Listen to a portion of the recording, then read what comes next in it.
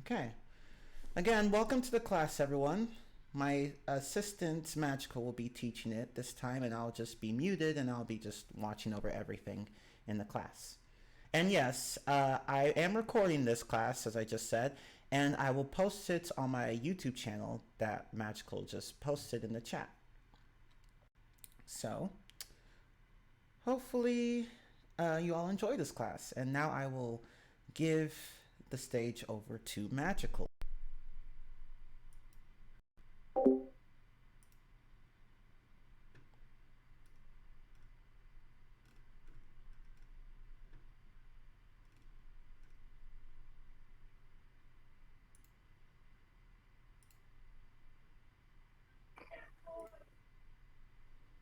Hi, can everyone hear me? I can hear you. Can everyone else hear you? Okay, yeah. Seemingly they can. Yep. But yeah, go Okay, ahead, that's good. Magical. Oh, sorry, what? We have more than 100 people listening. That's a good thing. Yep. All the time, whenever the class is going to start, we are having a rapid increase in amount of people being in the audience. Okay, so today we are going to learn about noun clauses. So if we just take a look at it, we can understand that noun clauses are, the name itself is made of two parts. The first part is a noun and the second part is a clause. So there comes this question. We know what a noun is, but what is a clause? And as the first phase of our class, today, before we get into the noun clauses, we are going to learn what clauses are themselves. Does anyone know what a clause is?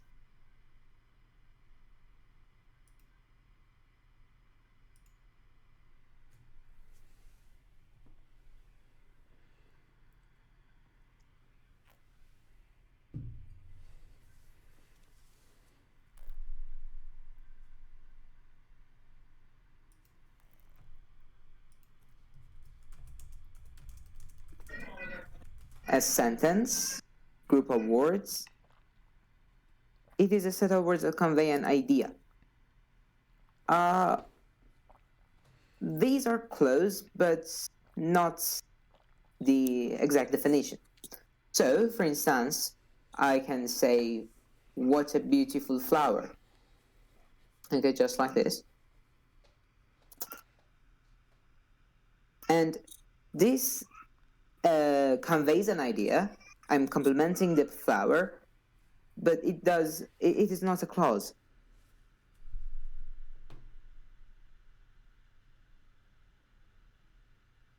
Okay, so basically, like the one that we just saw, what a beautiful flower, it is a phrase, but a clause, on the other hand, is a bit different. Could it be sentences used to explain something, or the result? Subject plus predicate. Well, let's have a look. So, clauses are really like what we call sentences. Basically, anything that has a subject and a verb is a clause. So let's say I am happy. I am happy is a clause. Or is it? Prove me wrong if it isn't, and if you think it is, then approve it.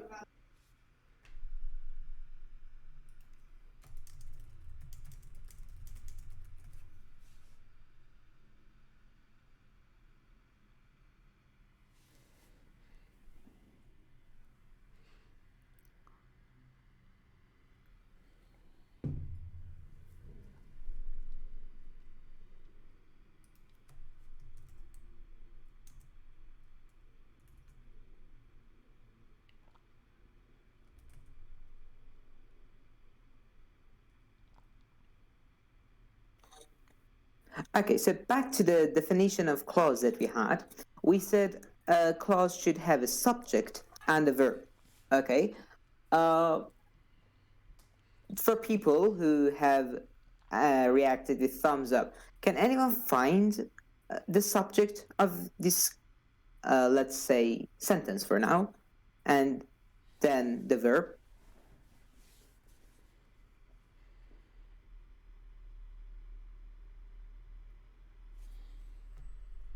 Yes, I is the subject, and how about the verb?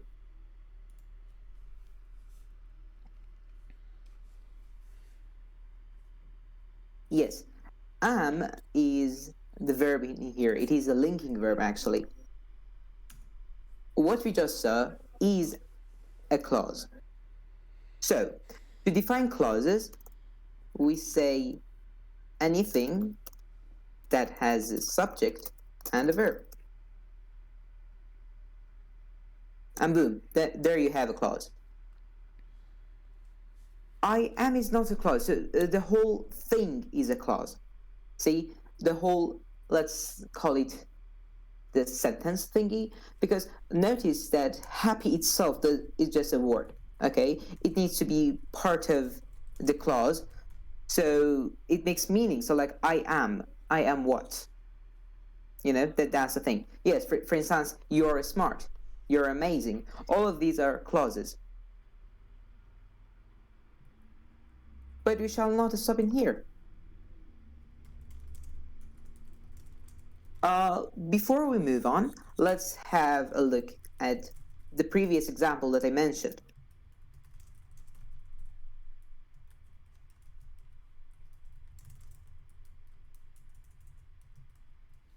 What a beautiful flower. Is this a clause or not?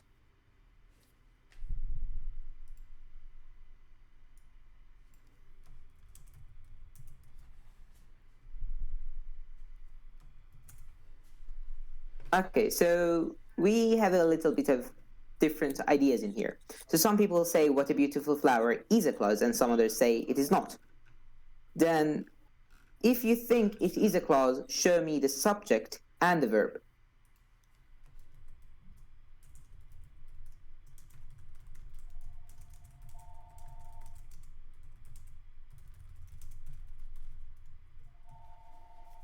Exactly. There is no verb. That's the thing. Where is the verb? There is no verb in there. And something that student J just said, it is actually, in my opinion, I believe it is the best thing that we can say for clauses. So let me just edit it. This is the exact definition of a clause. A clause is a group of words that functions as one part of a speech and that includes a subject and a verb. Now that we know the exact definition of a clause, how can we make our previous example a clause? So for now, it is not a clause, but it is known as a phrase. How can we make it a clause? Should we add something to it? We saw that it missed a verb, so we need to add a verb to it. But how?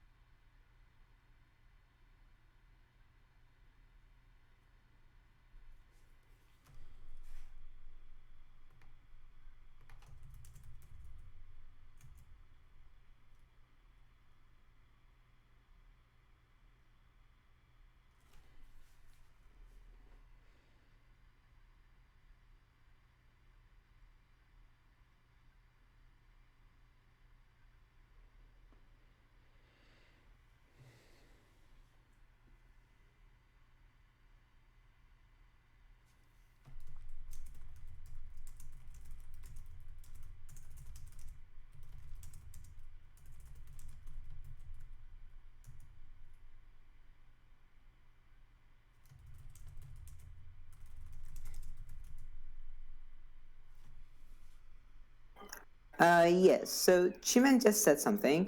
Have a look at that. So most of you removed what. So like we can see people have said, this is a beautiful flower. The flower is beautiful. Yes, these are all clauses. But how can we add something to what a beautiful flower to make it a clause?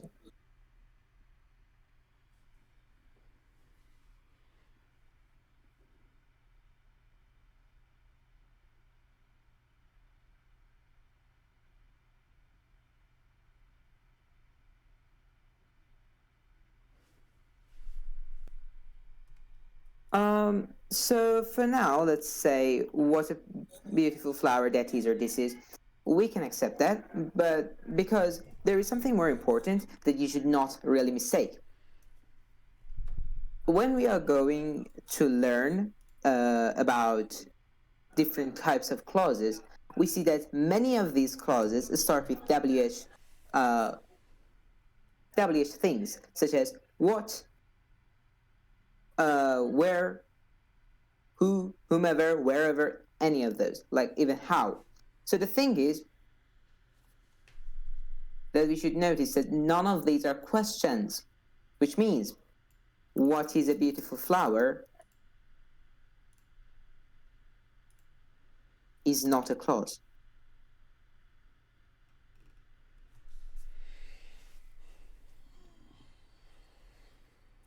This is a really important thing that you should notice.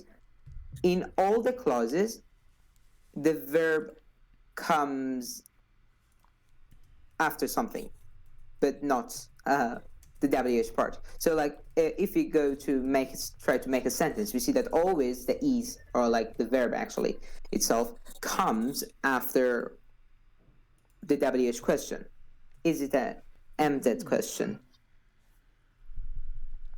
No, it's not an embedded question. It is sentence. What a beautiful flower is a sentence. What a beautiful flower this is a sentence. Okay? And sentences, we can call them also clauses in here. A clause, he laughed, phrase, he is sleeping. Okay, so if that is a phrase, it should not have subject and verb both together, right? See it in J? But I guess we can see some subject and verb in the phrase. He is the subject and is the verb. It is a linking verb though. Subject is he and verb is. Which one are you talking about?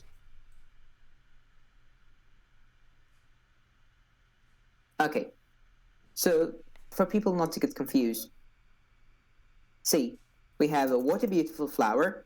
The Duckboy asked a really good question. And what a beautiful flower is. The difference is that the second one also has a verb, while the first one does not have a verb. Therefore, the first one is known as a phrase, and the second one is known as a clause.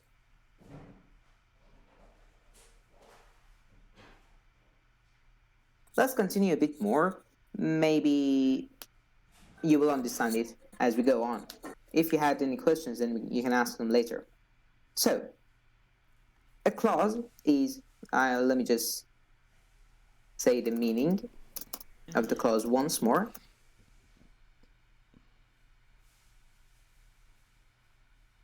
There is no difference. They both have clauses. They are both clauses. So we say that a clause is a group of words that functions as one part of a speech, and that includes a subject and a verb. Now, here's the thing. We have different kinds of clauses. Okay, so does anyone know the two main categories that each clause has?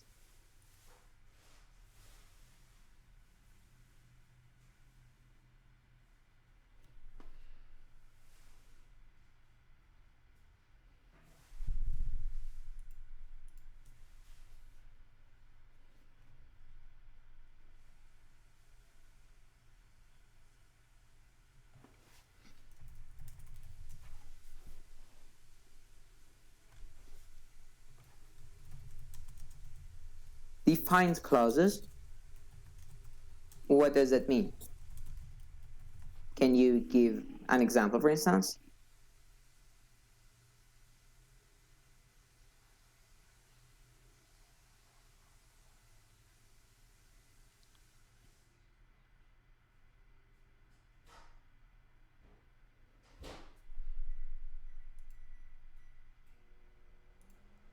So Rainbow just said the correct thing. We categorize clauses into two different categories. The first one are independent clauses, and the second one are dependent clauses. Independent clauses, as you can understand from their names, are clauses that are independent, which means they do not need anything else to complete them. For example, all the examples that we said of clauses till now, all the examples that you all came up with, were independent clauses because they were a full sentence themselves and were conveying meaning.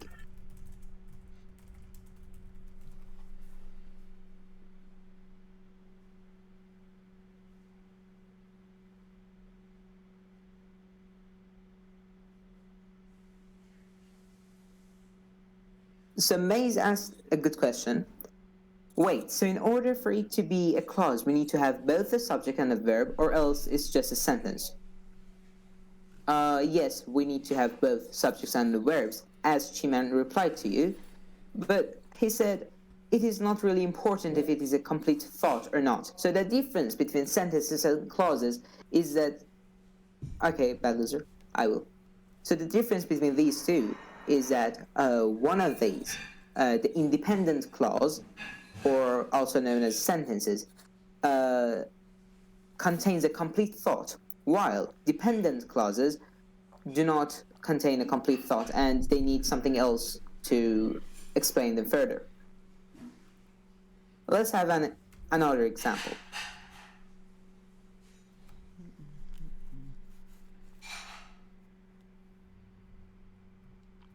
Actually, having another example may not be what we want, but let's just focus more on clauses and what a clause has, different parts of a clause.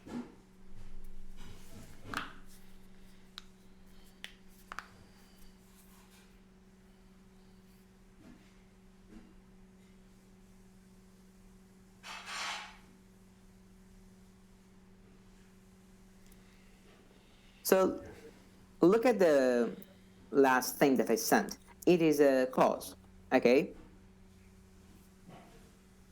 And if it is a clause, then what is the subject and what is the verb?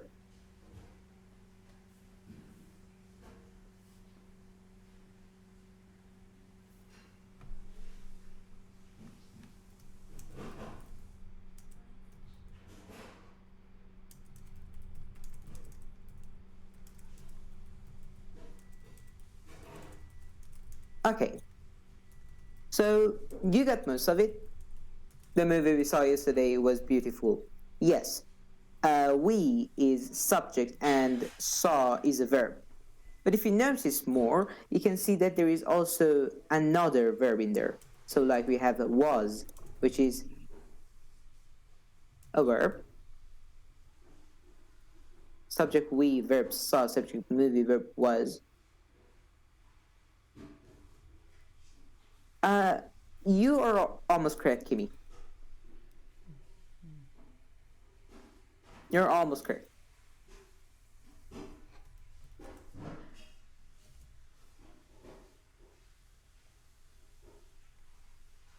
Exactly. So BD just got it. So see, in here we have two things that we should notice. We have the movie we saw yesterday was beautiful. As all of you noticed, the movie was the subject. Actually, no, not the movie. We were the subject. And saw was the verb. Though, for the verb was, the whole part before it, let me just show it with underline, is a subject.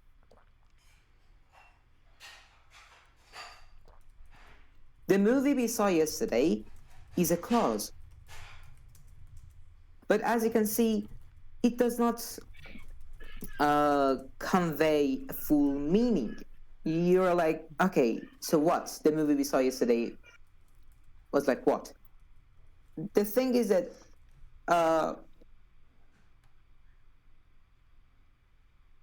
this is either a dependent clause or a phrase. Which one do you think it is?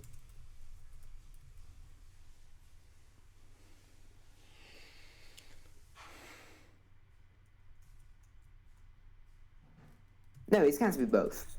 So it is either a dependent clause or a phrase.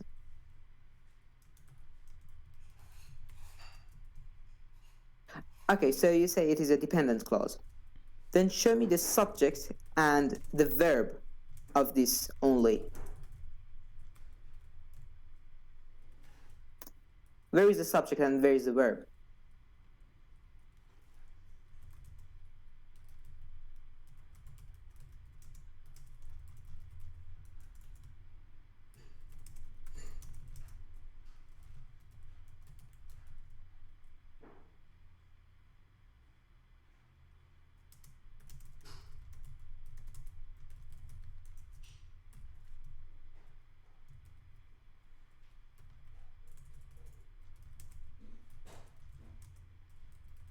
Okay, so let's say it this way. Some people say that the subject is we and the verb is saw. Then if it is so, it would have been we saw yesterday, which is a clause itself. This one is a clause. But if it is the movie,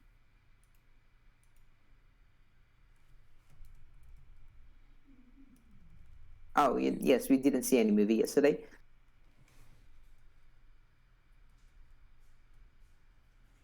So we will just get to that.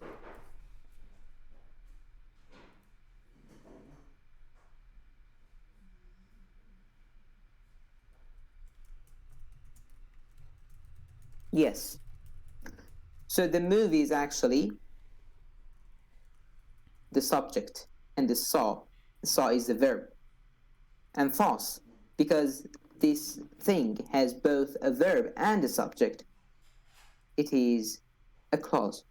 But if it didn't have any of these two, let's say this verb, it would have been a phrase.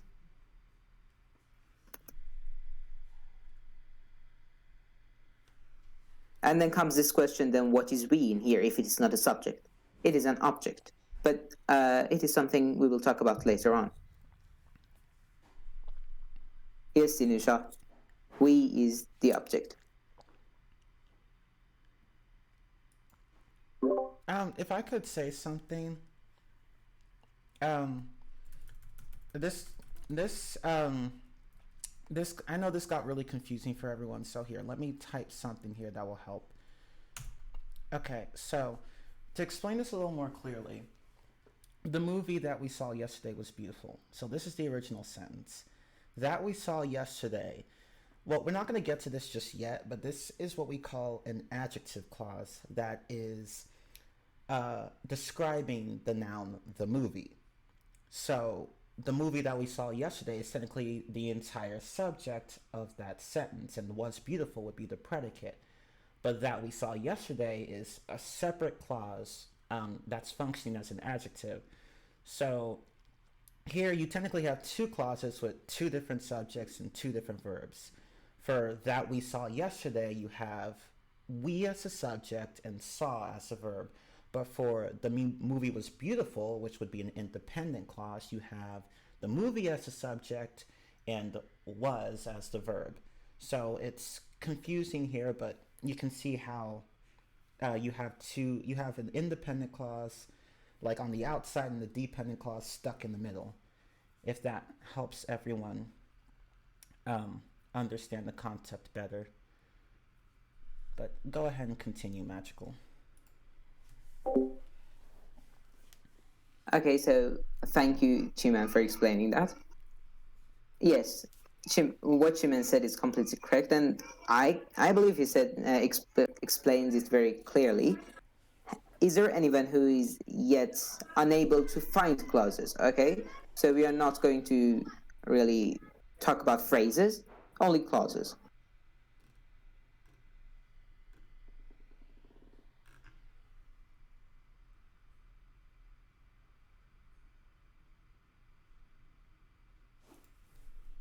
No, the dependent is that we saw yesterday. More examples? Okay. You will see many examples when we reach and go on a bit more. So see. So we can assume that a clause is an incomplete thought. That is correct, but only for dependent clauses. Yes, Carlos. A dependent clause is a clause which is an incomplete thought, such as that we saw yesterday. That we saw yesterday has both subject and. Wait a second, let me copy this.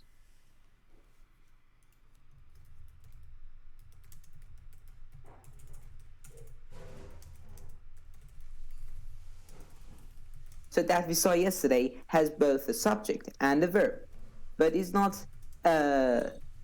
giving us a complete thought, okay? It is an incomplete thought, and therefore it is a dependent clause. Yes, it needs something else to define it more, to help the sentence to be more understandable and recognizable. But on the other hand, the movie was beautiful. This one does not need anything to help it be understandable anymore, because it is an independent clause. It is not dependent on anything.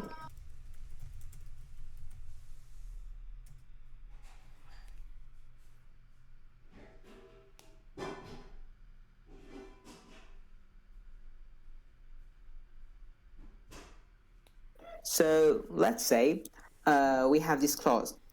Tell me if this is a dependent clause or an independent one. Oh, wait a second.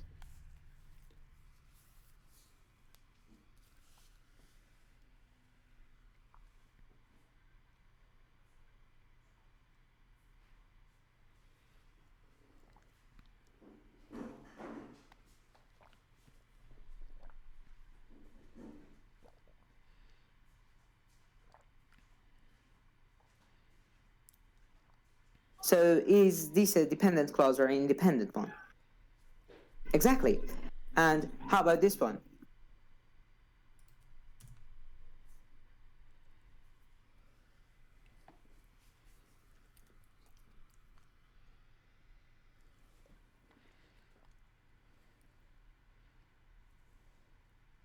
It is an independent because it conveys a complete thought.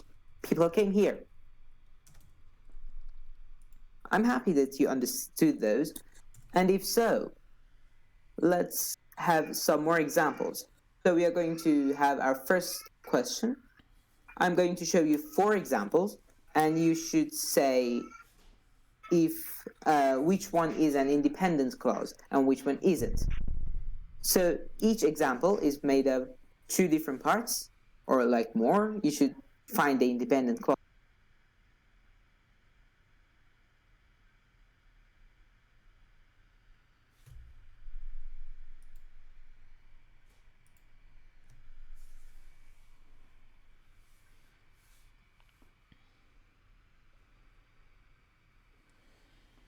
Test your skills with this. I will give you a bit of time.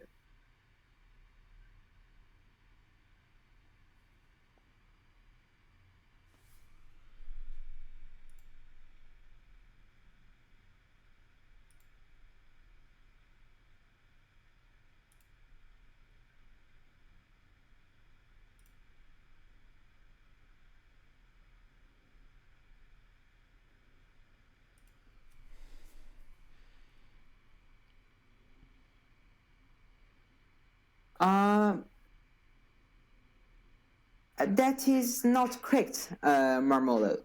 So say all of them are sentences, okay, and the sentence is not always supposedly made from one clause. So if you can see, all of these are made from 2 different clauses. Which one is independent and which one is dependent? So like Z, I hope that I have pronounced it correctly, understood how we should do the exercise. Which parts of the sentences are independent clauses? So like for the first example, let's see.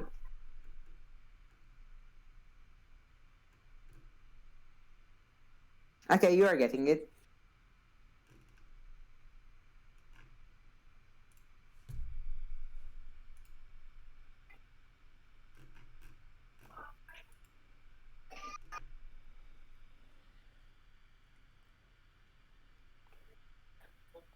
Okay, so people really understood this one. But something Picky said in here. So they said he likes jam, he hates marmalade. So they tried to find independent clauses. Yes, but not necessarily. So you see, you get annoyed is not the clause itself. It is you get annoyed easily. You should not omit other parts which are after the verb. You should always have them.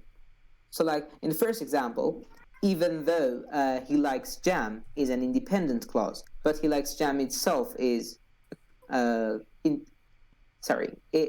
though he likes jam is a dependent clause, while he likes jam is an independent clause. Let me show you. So now we are going for each of these one by one, and we are going to declare the dependent and independent clauses.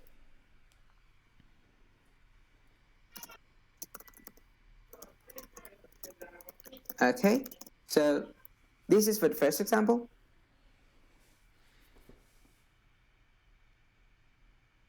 So see, Fervid, here's the thing. You get to know it easily. Is this conveying a full thought or not? Is this giving you some information?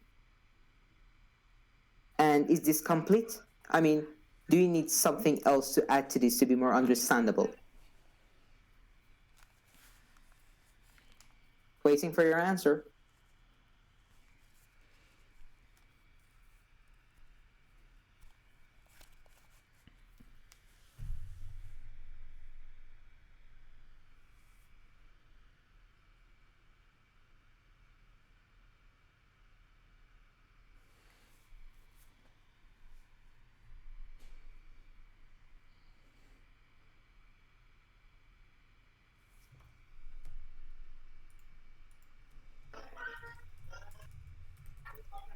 Okay, so basically it is conveying a full thought. As a result, it is an independent clause. Now let's take a look at the next example. The wax is melting because it's too hot. Because it's too hot. So like someone comes to you and say because it's too hot, and you're like, okay, what is hot? What are you talking about? It is giving you some information, but it needs something else to make it more understandable. While the wax is melting, it's just giving you some information and it doesn't need anything else.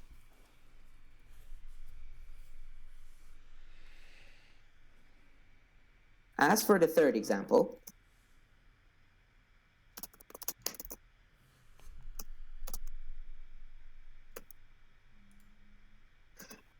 and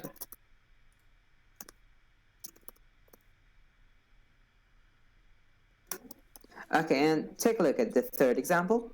Independent more like facts. So can a standalone correct? Yes. They do not need anything else. Although the independent clauses are not always true, so like the sun is red, it is not a correct fact, but it gives a thought and does not need anything else for it to be more understandable.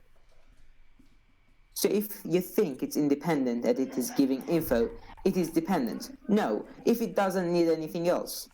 So just read it. So like in the third example, ever since you have given up smoking, you expect me to continue, don't you?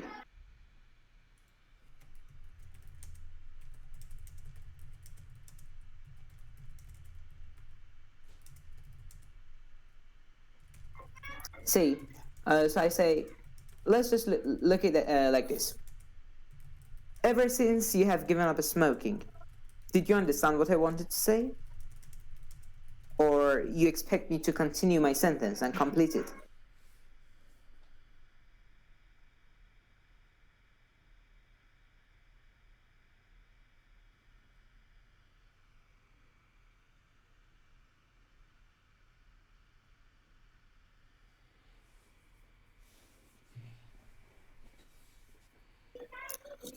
Uh,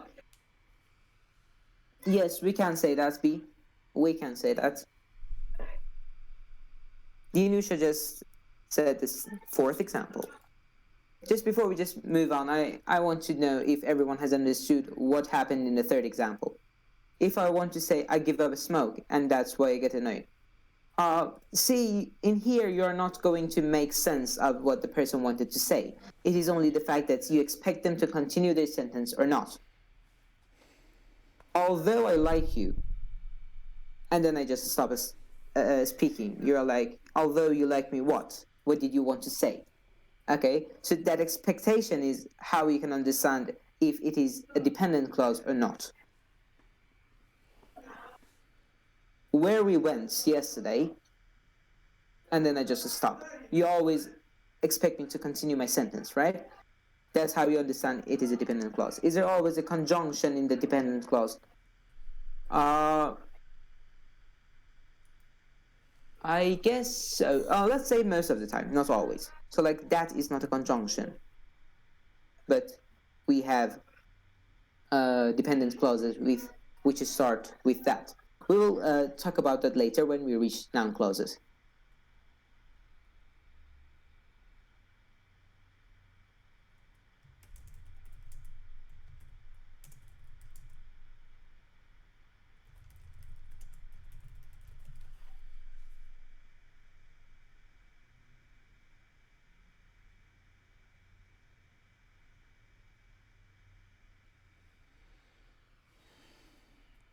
And as for the last example, you can see your sauce has ruined my hamburger is an independent clause, while which is not funny is not a dependent clause. I believe with the explanation that I gave you, everyone can now understand why dependent clauses need something else, because they do not really satisfy the listener. They expect something more, which is not funny. Okay, so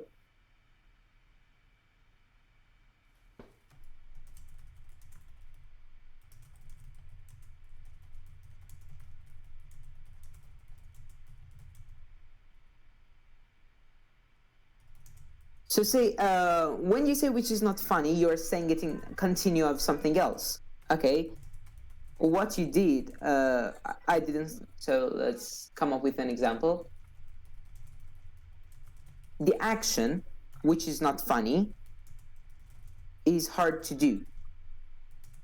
But which is not funny itself does not have any meaning. You need something else to make it more understandable.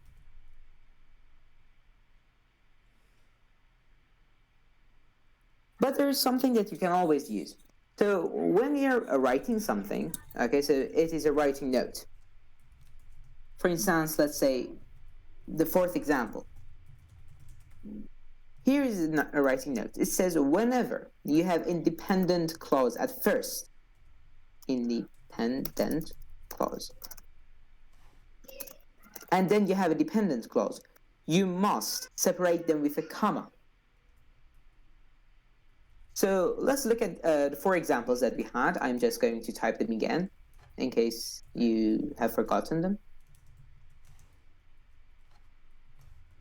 So in these four examples, we can see in numbers 1, 3, and 4. Actually, not. No, never mind 3. Or 1. And actually, only number 1. Okay. You saw, or like even number 4. Wait a second. Never mind, I should say this because I opened the discussion. To see, we use commas in two situations in these examples. First, when the sentence is so long, okay, and the second thing is when we want to separate independent clauses and dependent clauses. So like if you have been in the sessions that we talked about if clauses, the conditional statements, you will remember that in those times we said you should always add a comma.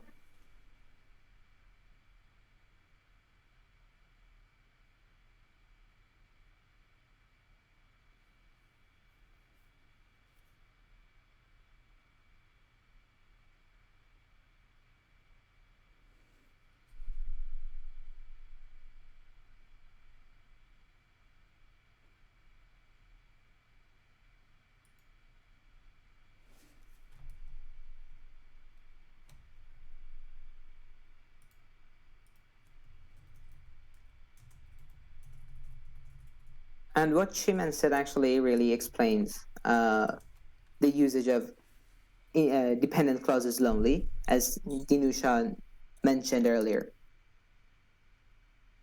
I am not seeing any confusion in the chat, so I assume people have understood the concept completely.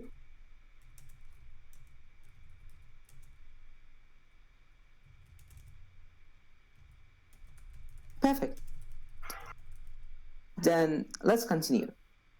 So see, when we are going to use dependent clauses, so now we are just leaving independent clauses because we understood them completely, and now we are coming to dependent clauses. When we are going to use dependent clauses, there is sometimes we use commas after or before them, actually and before them. Let me show you an example.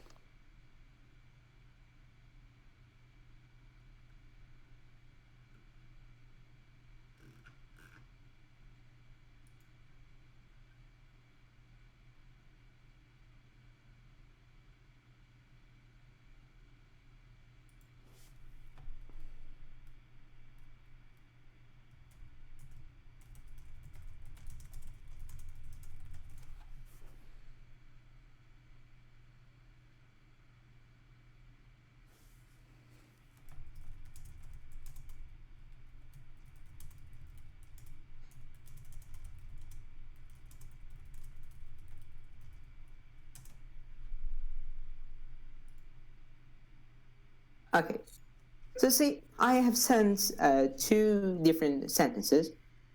We say, you went through a phase when you dyed your hair purple, and in the second sentence we say, you went through a punk phase when you dyed your hair purple. So what is the difference in here? See, in the second sentence, when you dyed your hair purple is separated from the first sentence with a comma, while in the first sentence there is no commas. Yes, the comma is a different semifish. The second one is giving more context. Exactly. Which means, can you continue your sentence? The second one is giving more context, which means what can we do with it?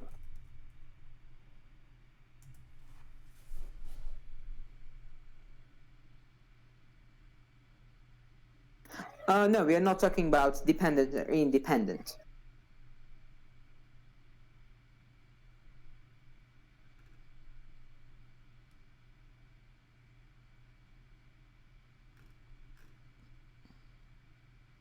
Separate them, yes, but that's not the point in here. So see, in the second example, you went through a punk phase when you dyed your hair purple. If I remove when you dyed your hair purple, it is still good. Why? Because when you dyed your hair purple, just giving more information, and if I remove it, nothing is going to change. Just the additional information is removed. Well, in the first sentence, I'm indicating that this piece of information is important to me. I do not want to remove it. I want to have this.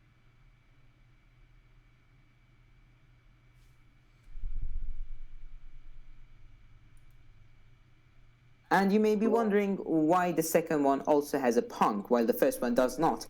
Because in the first one, if I remove when you dyed your hair purple, let me just remove it and show it to you.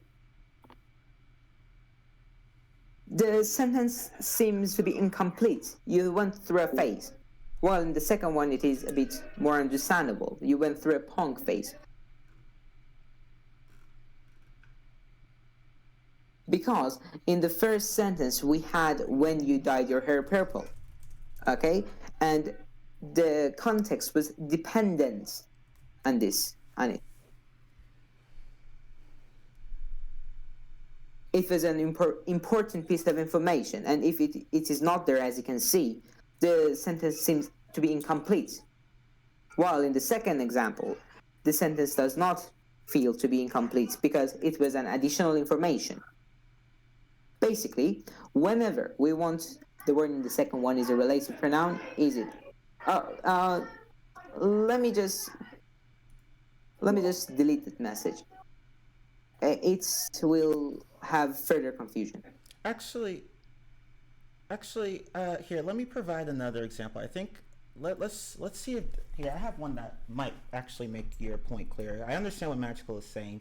So, okay, so regarding commas with dependent clauses. Now, if you've watched some of my earlier lessons, then you probably already know what I'm going to say. But for those of you who haven't,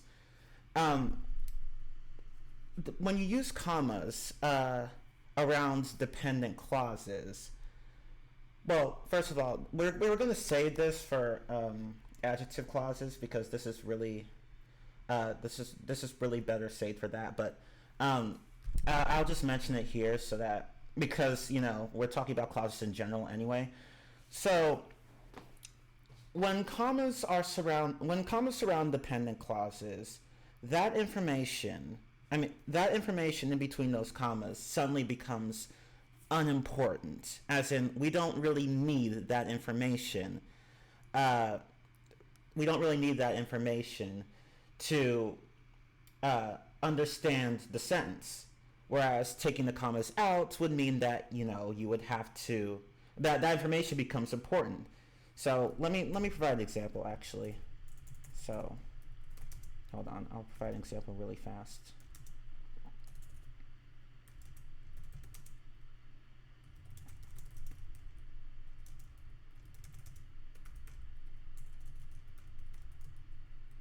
It's easier if I just show you.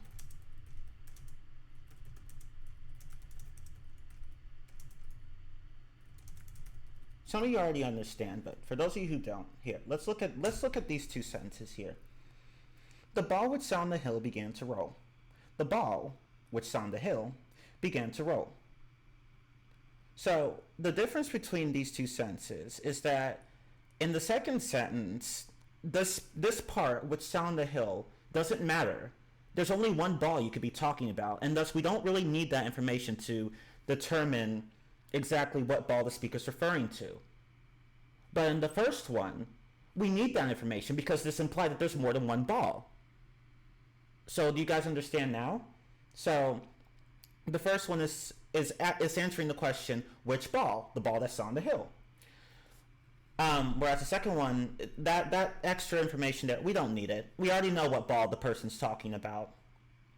Because it's basically saying the ball, which is on the hill, by the way, began to roll. So when you have commas surrounding subordinate clauses like that, which is a subordinate clause is just another name for, that's just another name for a dependent clause, dependent clause. That subordinate clause is known as a non-essential clause, or a non-defining clause, or a non-restrictive clause. They're all the same thing. But non-restrictive clauses are not essential to the meaning of the sentence. We don't need them to determine what the speaker's talking about. Whereas the other category, restrictive clauses, or essential clauses, or defining clauses, whatever, they are needed to tell us, okay, what ball are you referring to? The ball that's on the hill. So hopefully you guys understand that better now. But yeah, subordinate clause is equal to, oh shoot, I hit the mic, my bad. Subordinate clause is a dependent clause, and a main clause is an independent clause. Same name, same thing. Just for the record, that's just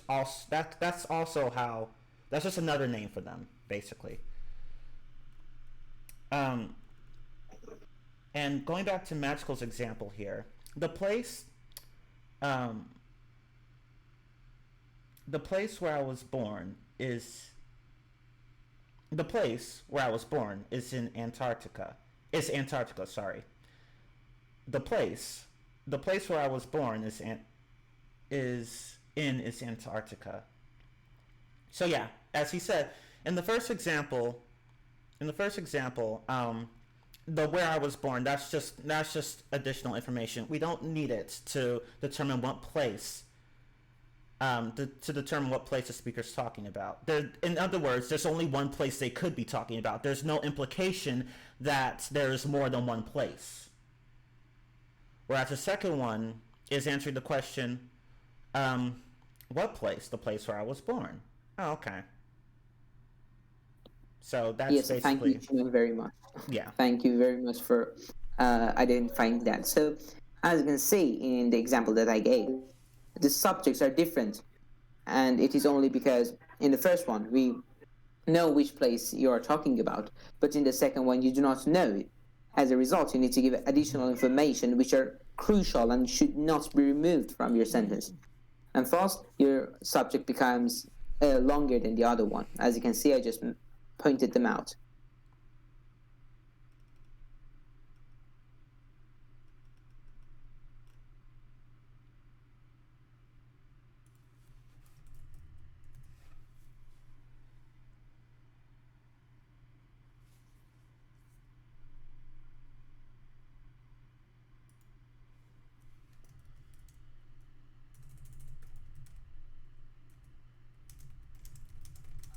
Yes, later. I wanted shirt which is red. First of all, there is one H after W. You just didn't forgot to type it. But here, yes, that is correct. I want that shirt which is red. Which is red in here is an additional information because the person who is listening to you knows which shirt you're talking about.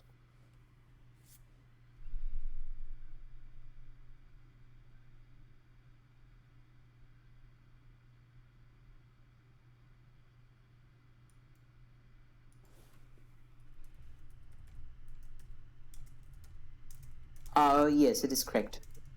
Right.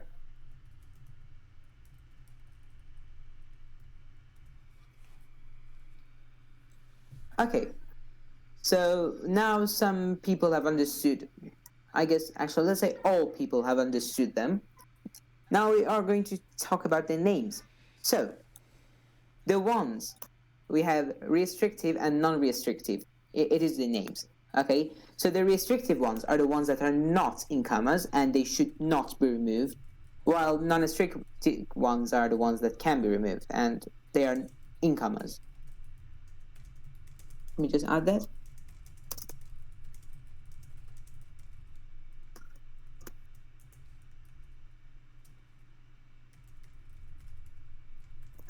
Okay, just like that. And now that we have understood the names, let's test ourselves.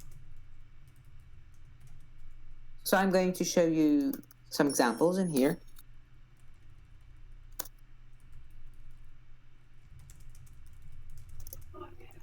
Have a look at this. Oh, actually, I forgot to put the question. Wait.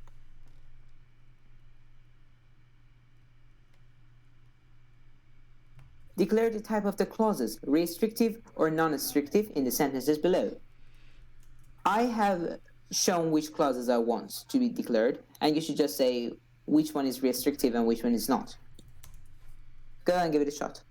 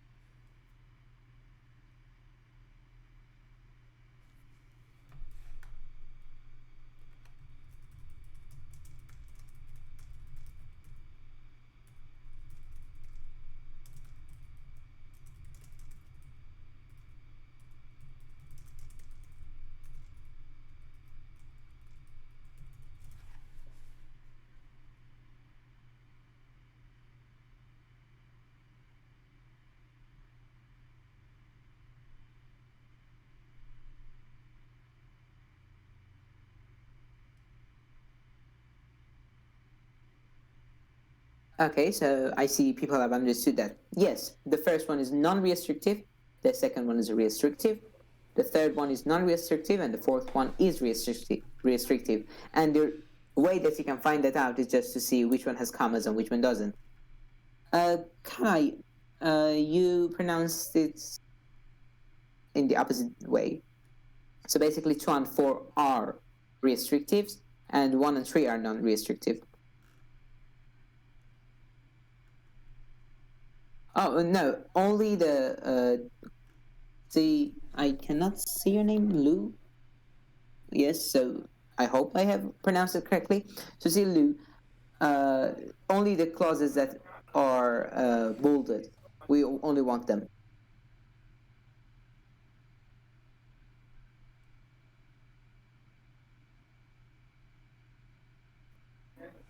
Okay, I see that people have understood that, but to be sure, if you have understood it, react to my message. Okay, and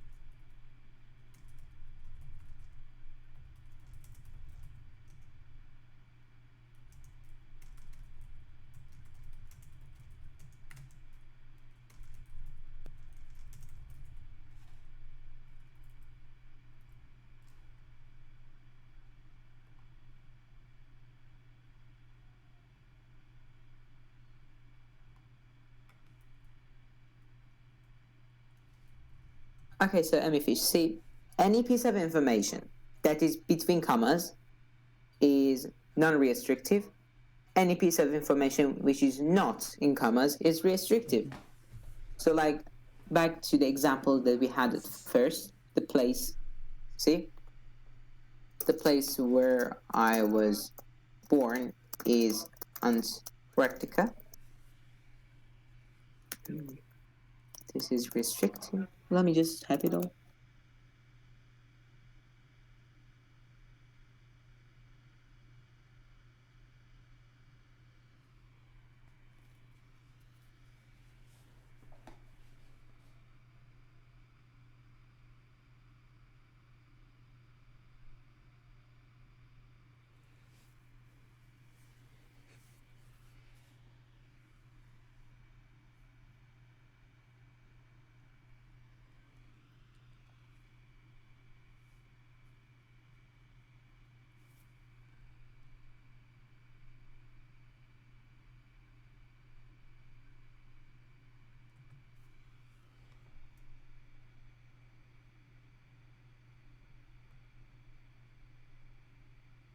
Okay, you can remove the information. You think like that, but here's the thing. If I remove the information, the subject in to, can I, would be only the boy, okay? But if I do not remove the information, it will be the boy who has stole your bike. As for the fourth one, if I remove the clause, it would have been like the object, I guess it is. Yes, the objects would be all the cakes. But if I do not remove the clause, the object would be all the cakes that you baked yesterday.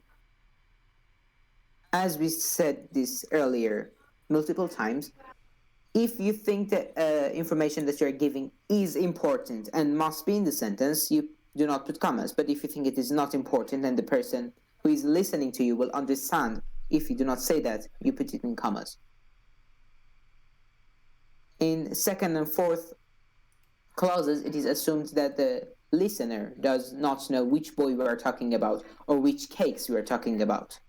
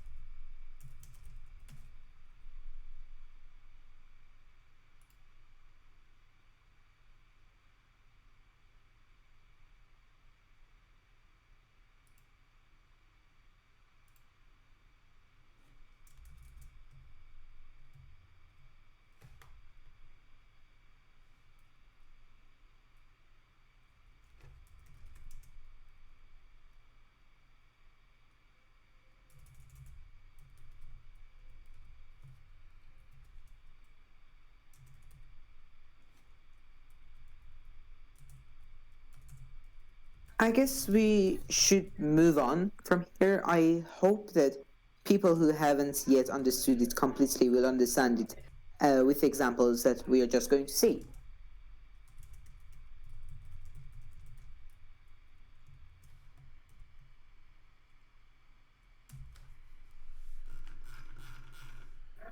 So even if the information between the commas is important, it is not restrictive.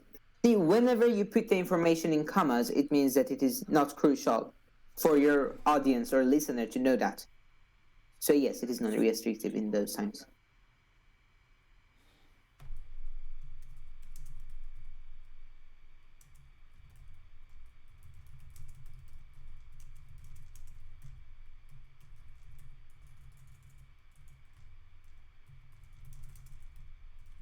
You're welcome, Furby. So now that we learned both about independent clauses, dependent clauses, non-restrictive and restrictive ones, we shall do one exercise to wrap all of this up and move to the main thing that we want to discuss about in this class, noun clauses. Let's have the last question.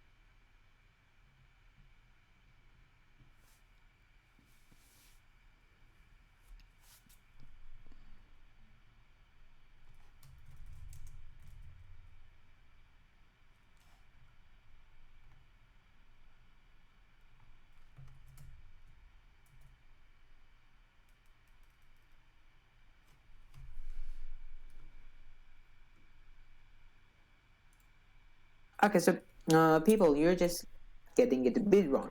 So you are saying that some of these are restrictive and some are non-restrictive. Let's see. So, for instance, in number 3, I have seen both hashtag Bessie and Preppers said that this is a non-restrictive. Okay, which clause do you mean? Do you mean this clause? Is this a clause that you mean? Please declare the clauses. Which clauses are restrictive and which ones are non-restrictive?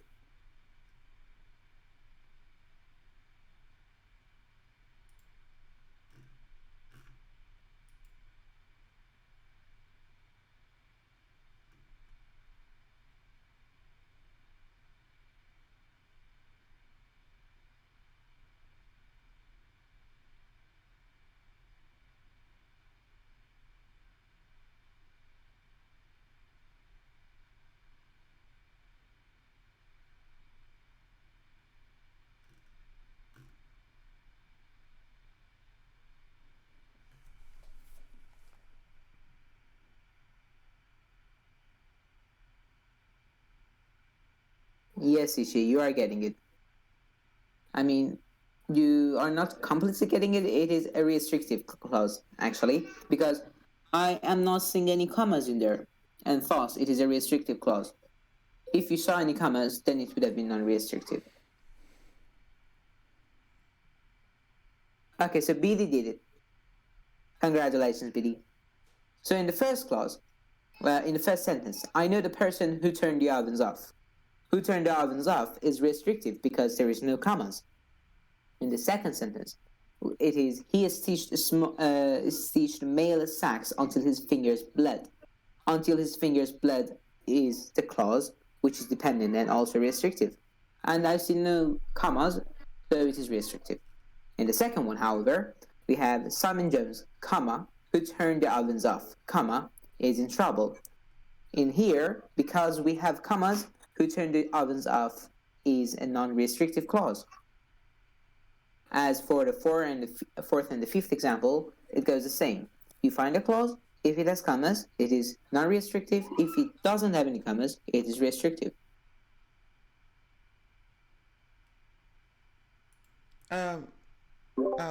One thing I should point out here. Actually, regarding the second sentence, let's see, where was it? He stitched male sacks until his fingers bled. I should point this out now. Only adjective clauses can be restrictive or non-restrictive. So until his fingers bled is technically an adverb clause, and it wouldn't be either restrictive or non-restrictive. So yeah, that second example there isn't really a good example of an adjective clause. But the others are fine. Just something I should point out because only adjective clauses can be restrictive or non-restrictive.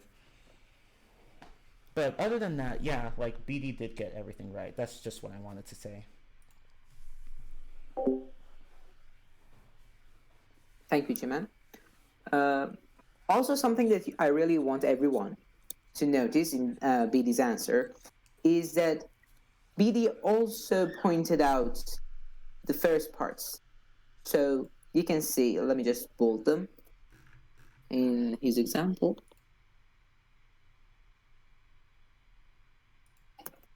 It is very important that you understand even the first part of each clause is part of it.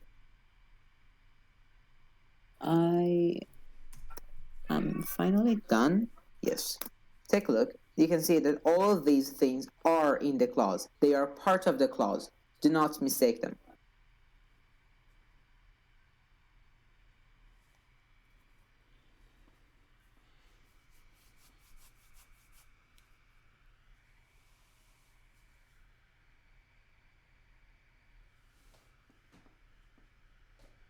So now we learned about clauses.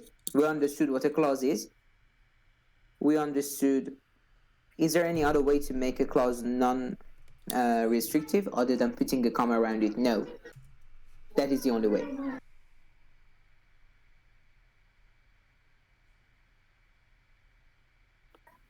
Exactly, Lina. You got it.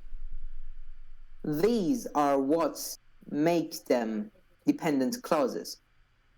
And that is actually the beginning of what we are going to learn now. So, we know what a clause is. It is a group of words which act as a part of a speech and have a subject and a verb. We understood that they have different types. We have independent clauses and dependent clauses. The independent clauses indicate and convey a full thought, while dependent clauses do not do that, and they need something else for them to be explained further. We understood that dependent clauses, or let's say adjective clauses, all can be in two forms. First, non-restrictive, and second, restrictive. But now it's time to get a bit more deep into dependent clauses. So dependent clauses have different types. Can anyone type them out? Do you know which types dependent clauses are categorized into?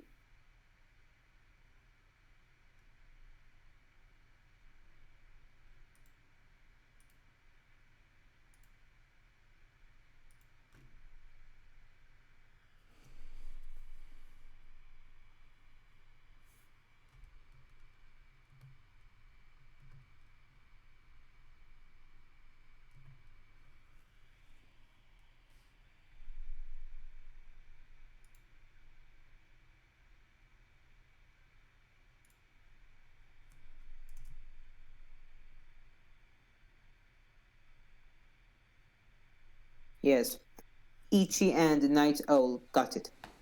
We have three clauses, three dependent clauses, noun clauses, adverbial clauses, and adjective clauses, also known as relative clauses. For this session, we are only going to talk about noun clauses. So let's just focus on this more. So, do you know what is a noun clause?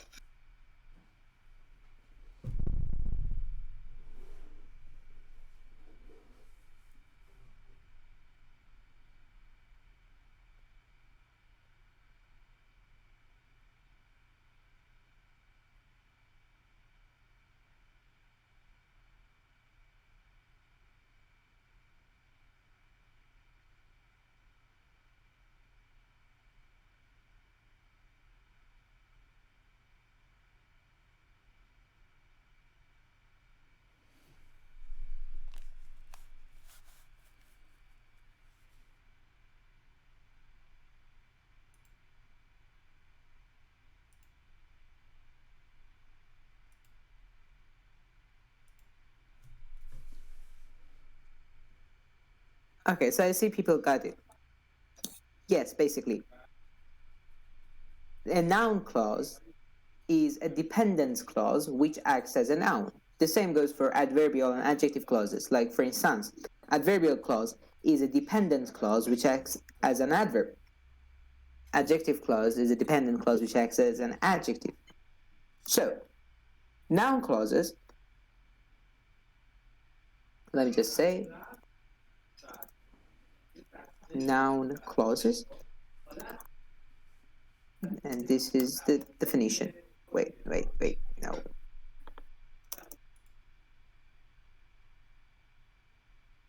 A noun clause is a clause that plays the role of a noun, basically. And let me just add this, is a dependent clause. I have brother studying something. What do you mean with that, Mo? Okay. What you said was ridiculous. Let me see. What did you say? According to them, you can literally understand that this is a dependent part of the sentence. No, actually, Lina. Oh, okay, so never mind.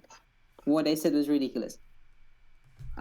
We can understand that is a dependent clause, but we can understand its type when we see it in a full sentence.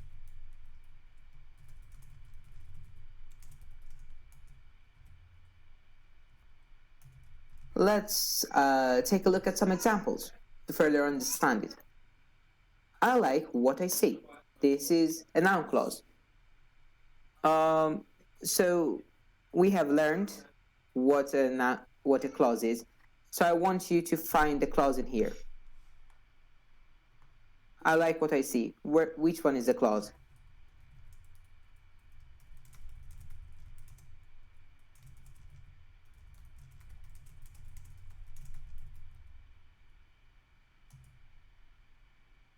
Yes, Bessie. See, you that is not a clause. That is part of the clause. That is what begins and starts the clause. As BD and Ash 20 said later, what I see is the clause. Okay, so a clause, exactly, Bessie. Now we got it. Let's have another example. Take a look at this. Which one is the clause?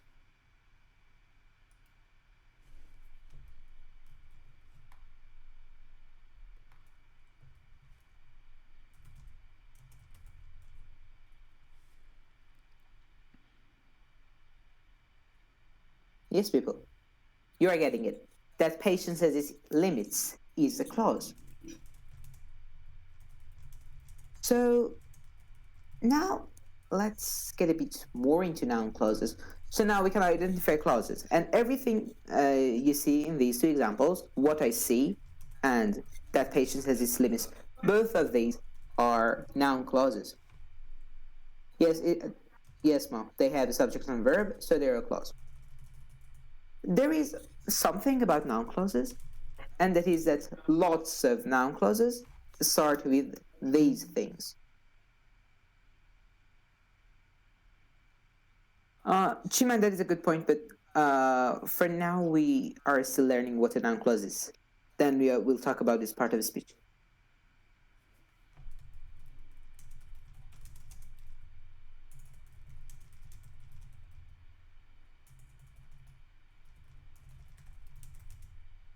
And this also applies to, so like what I have also applies to whatever, whoever, whenever, and like just like that, whomever, for instance. These are also things that we can start. It's okay, Chiman. It's okay, don't worry. That is actually what we're just going to discuss about it.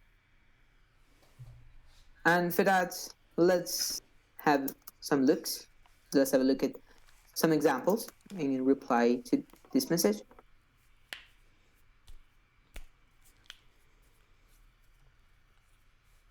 I know that it happened. I know how it happened. I know why it happened. All things that you see after know are noun clauses. And you can see that they have started with different things. That, how, why.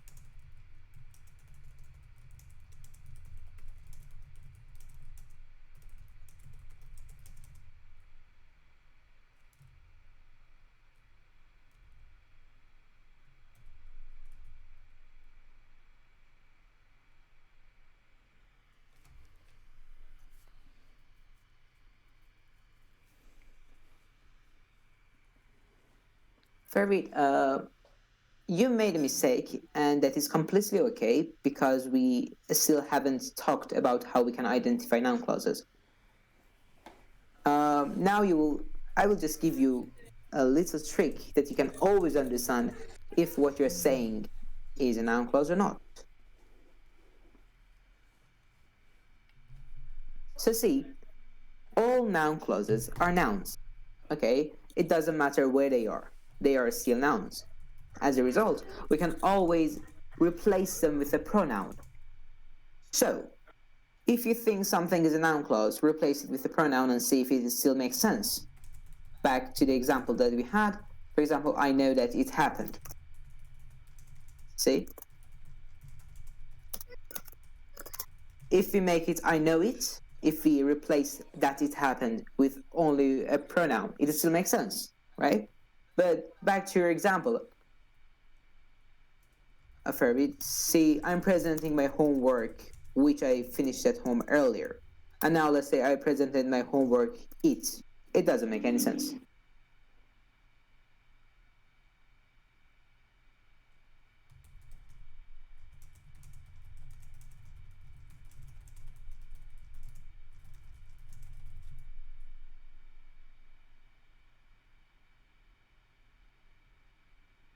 I guess now it is more understandable to you, Fervid. Yep. And no, yes, you see, tracks coded that doesn't make any sense. The reason is because which I finished at home earlier is not a noun clause. As a result, if we replace it with a pronoun, it doesn't make any sense. That's the thing. If it made any sense, then it would have been a noun clause. It doesn't, so it is not a noun clause. So look at this example. Is this a noun clause or not?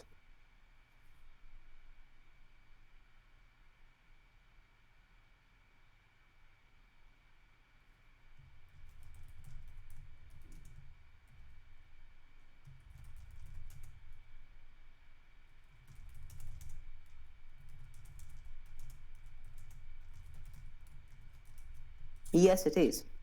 Before I give a more complicated example, let's review pronouns. So what are pronouns? Can anyone type the pronouns for each thing? So like For it, the pronoun is it, but it is not always for other ones. Yes, him, for instance. I will just type it myself.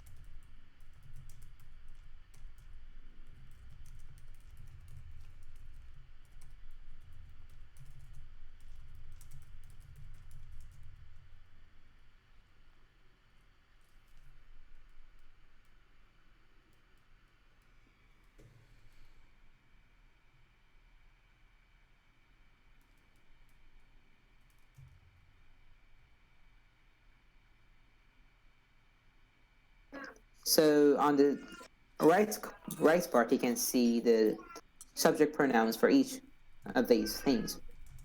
And with that being said, tell me if this example that I'm just going to show you is a noun clause or not.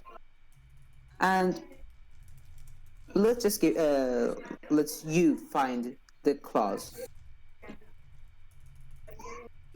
So tell me where is the clause, which one is the clause, and if it is a noun clause or not. Is the pronoun it or that? Can you give an example? It can be it. So that is something which we use to point to something. Okay, that and these and those. That is a different thing. Is in American English or to British? No, it is not that. It is, say, the right column, me, you, her, him, us, them, it. They are pronouns. So if you want to replace a noun clause, you should replace them with pronouns, with one of these things that I just mentioned.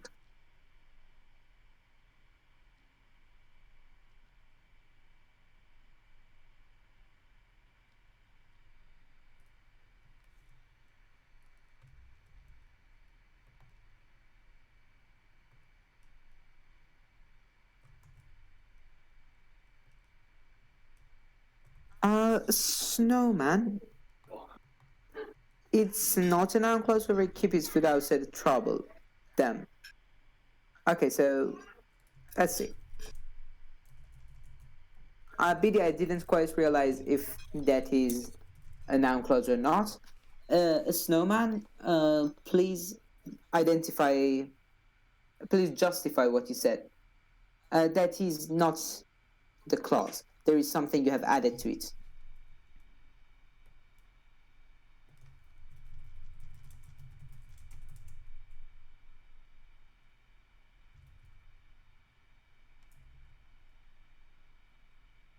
Okay, so let's make it a bit easier. I will now show the clause.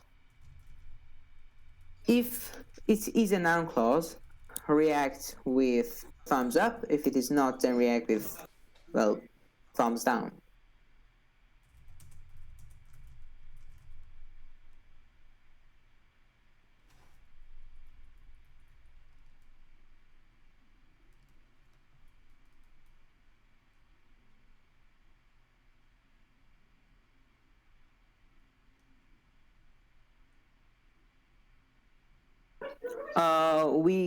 Okay, you think that is a clause, track spotter? If it is, then where is the thing that starts a noun clause? We said that noun clauses start with that, how, any WH thing.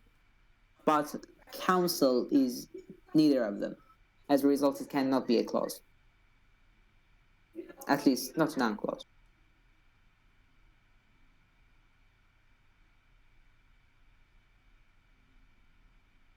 Yes, Lena, you got it. I see that no one has reacted with thumbs down.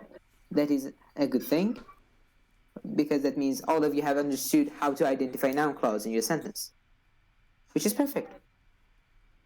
Let's have one more example, and then we... let me see. Okay. And tell me if this is a noun clause or not. I'm also going to identify its noun clause. It's not a clause, actually.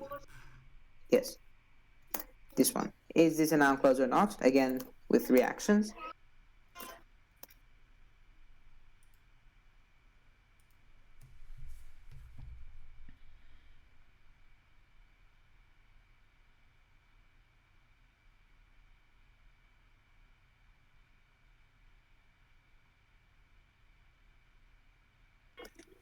Okay.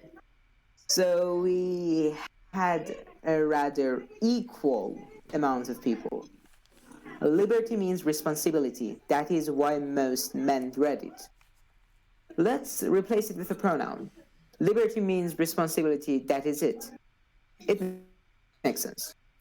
But here's the thing, people may be confused a bit, and now we are just going to justify that confusion as the next part of our lesson. So, noun clauses, just like nouns. Actually, wait, let me see what Bessie has to say. Nothing? Okay.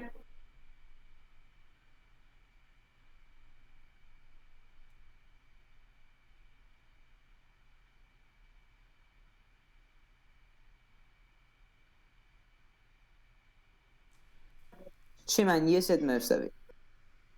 And that is what we're just going to talk about.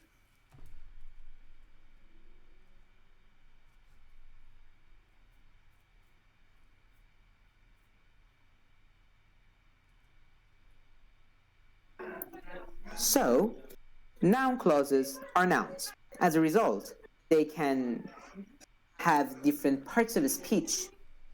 What that means is that liberty means responsibility. That is why most men read liberty it. Yes, this sentence has a noun clause, vanilla pokey. And the reason some people, actually half of the people who reacted, were confused is because knowing the part of the speech is a bit hard, and now we're just going to talk about it for what it's worth. What does this mean? Where? In the other example?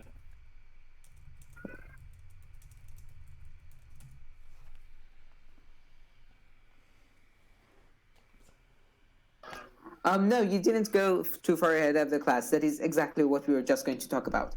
So, you will see, tax cutter. So noun clauses can be subjects, objects, or complements, something that Chimen didn't say in his message. So we know what subjects are. And now, just to get sure, I am going to write a sentence and ask everyone to find a subject.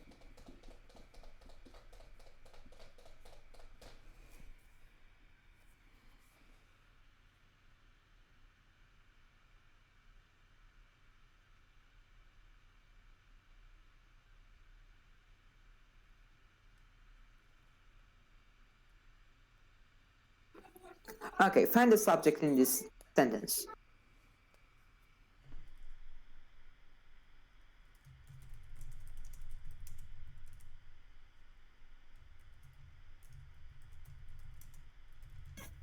Friends. Okay, let's see what other people have to say.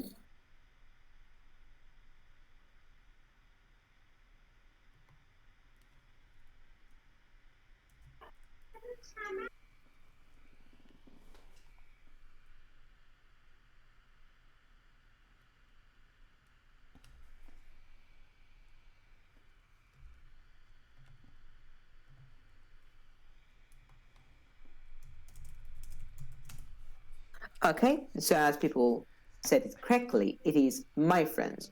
Notice, friends, yes, vanilla cup and preppers use it friends, but notice that the possessive adjective before it should also be considered. My friends, your people. And it can be a bit confusing, but there is this one trick that we can use to find subjects. So first of all, we need to find the verb. It is very important to find the verb. So find the verb in this example, people. Where is the verb?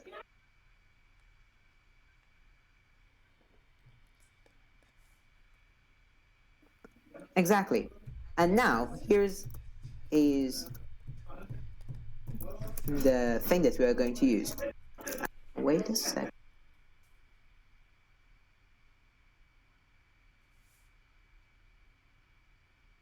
What or who participated in the magical class? My friends. I will give another example, and now we can see that this trick works for literally everything.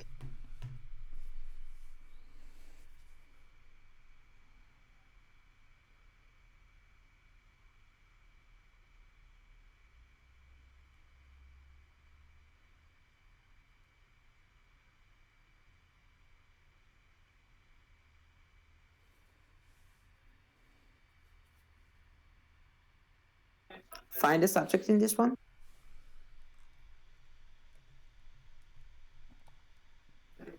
Awesome. Now let's have one more example and see if you can find the subject in this one.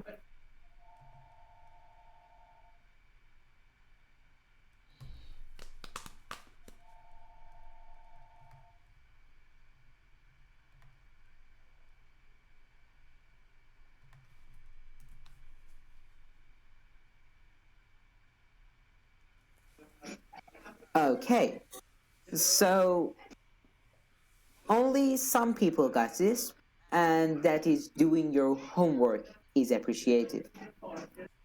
You may be confused, and you may say, okay, why it is not homework, your homework itself?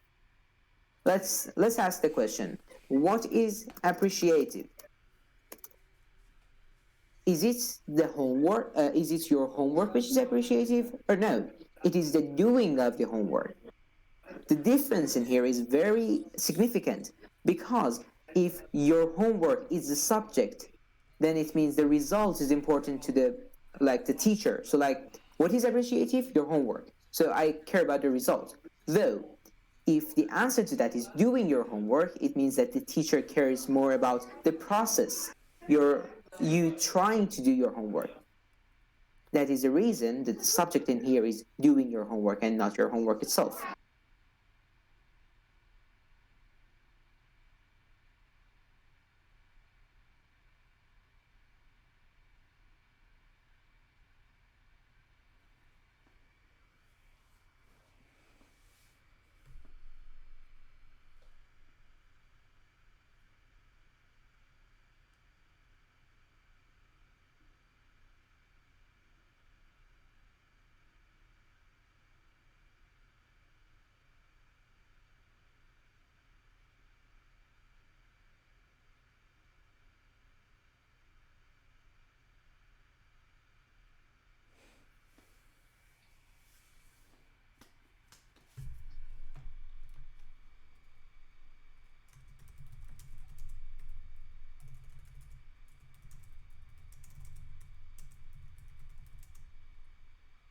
So I write something which declares how the meaning differs if your subject is your homework or is doing your homework.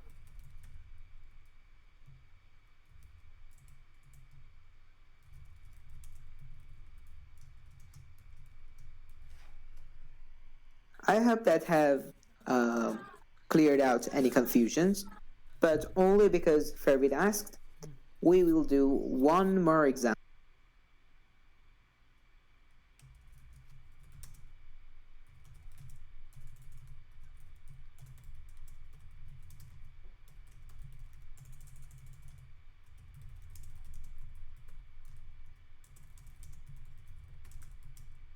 In this last example that I gave you, find the subject or the subjects and type them.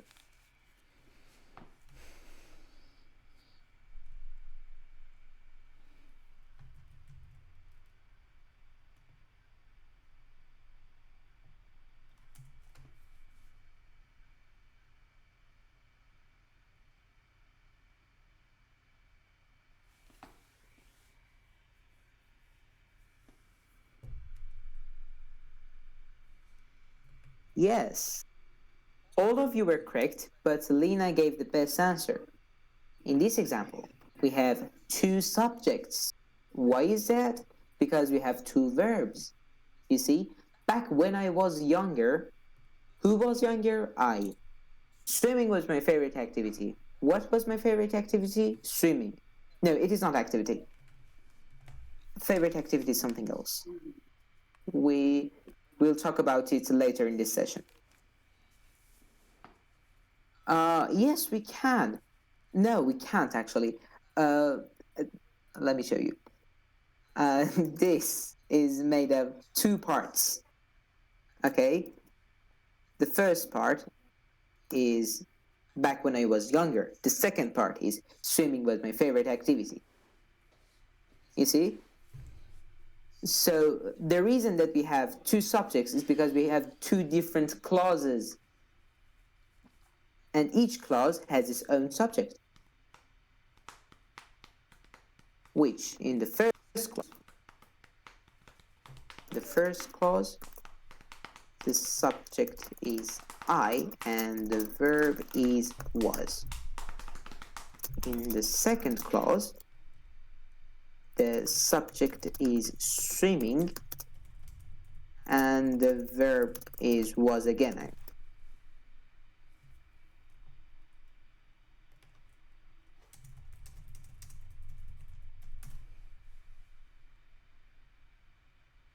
Okay, I believe you understood it now. And now that we understood what subjects are, we can identify any noun clause which is used as a subject. Let's give it a shot.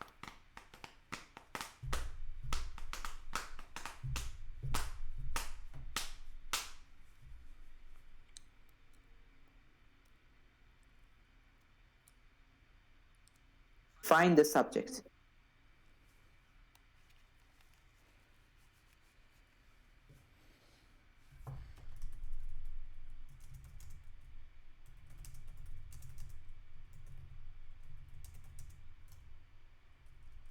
Okay, perfect.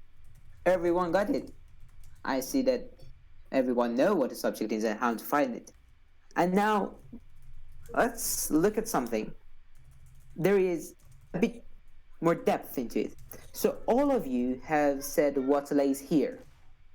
If you notice, what you all have said is also a noun clause because it can be replaced with a pronoun. It is important. What lays here is important. Okay? So what lays here is a noun clause. What that means is that it has a subject itself. So what is the subject for what lays here?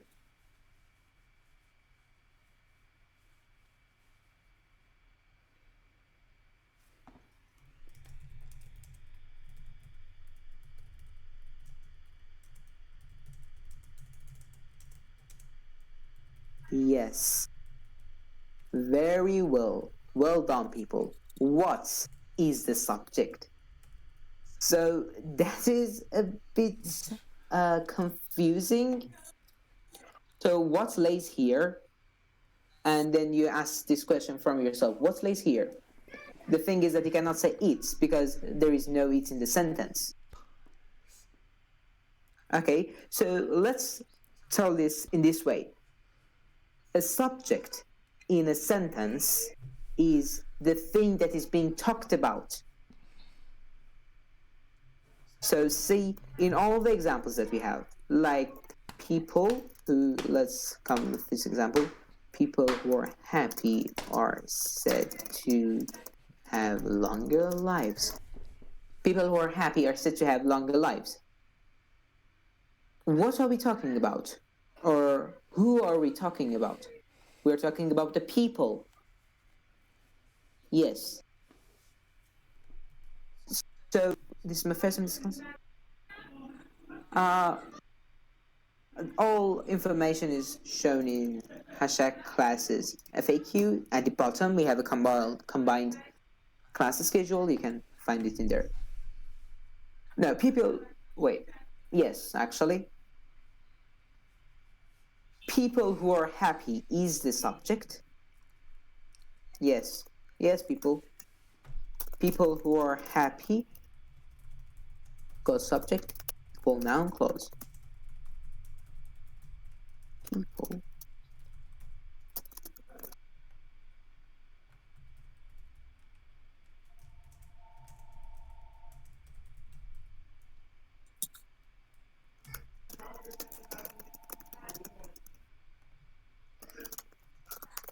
Okay.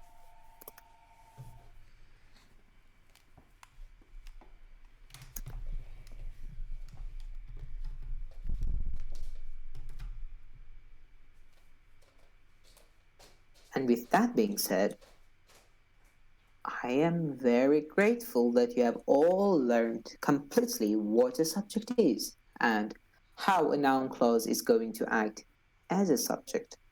But now to a part which is a bit more confusing.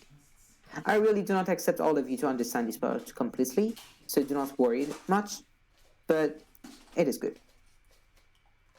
So we said a noun clause can act as three things. Can anyone type those three things? Does anyone remember?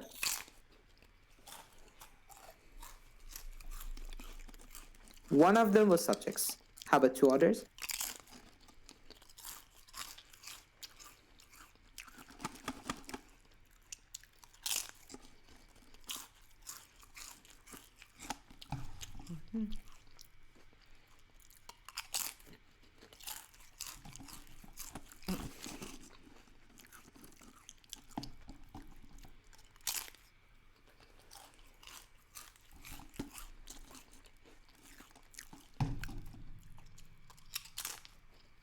Yes, subjects, complements, and objects. Subject plus verb. No, that is something that a clause has. That is not what a noun clause can be. So we talked about subjects. Complements are easy to some extent. Not as easy as subjects, but they are easy to some extent. Night old Chiman records all his classes, and basically this class is his, and I'm just being here. Yes, let me just reply my message for people who haven't seen it yet. So take a look. Okay, and now about objects. See, we have three different kinds of objects. Okay, we have. Okay, who can say the three different types of objects before I say them?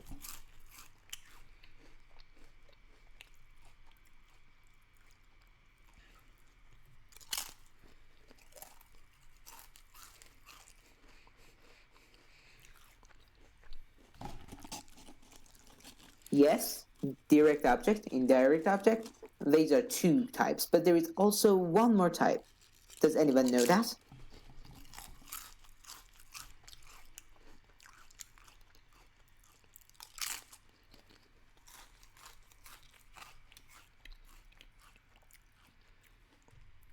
Preposition, that is close, but that is not the full name. That there is something else.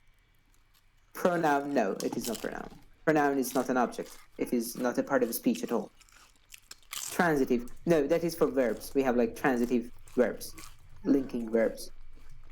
Object of preposition, yes, that is it. So we have these three types, and in my own opinion, indirect object is the most confusing one, though they are not really that hard. Yes, I agree. I agree, Chiman. They're just too good for this class. Never mind. No, preposition is not an object. Object of a preposition is something else.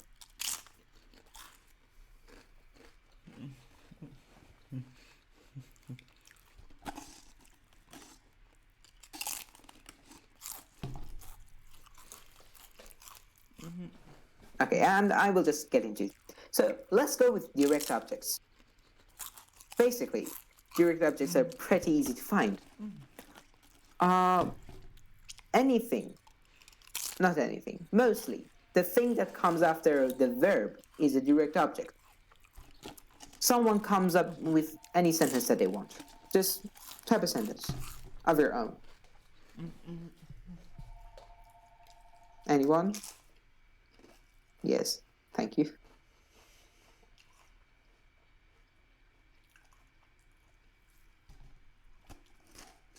Actually, thinking of it, that was not really a good idea, but everyone say your sentences.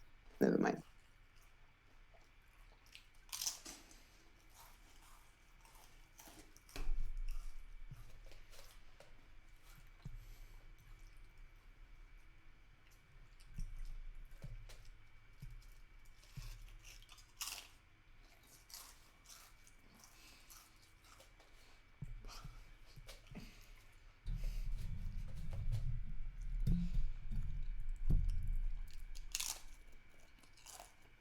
Yes.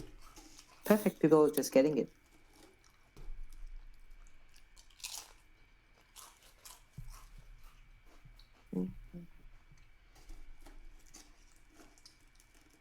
And let's wait for Vanilla Pokey to write their sentence, and then we will talk about the objects that all of your sentences have.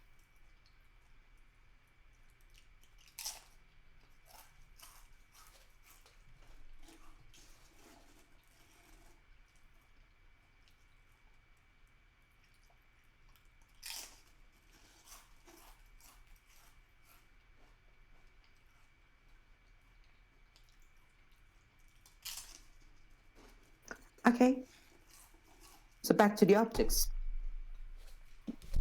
After saying your goodbyes to our very good classmate Vanilla Pokey, do we have send our sentence here? Yes. Yes, you do.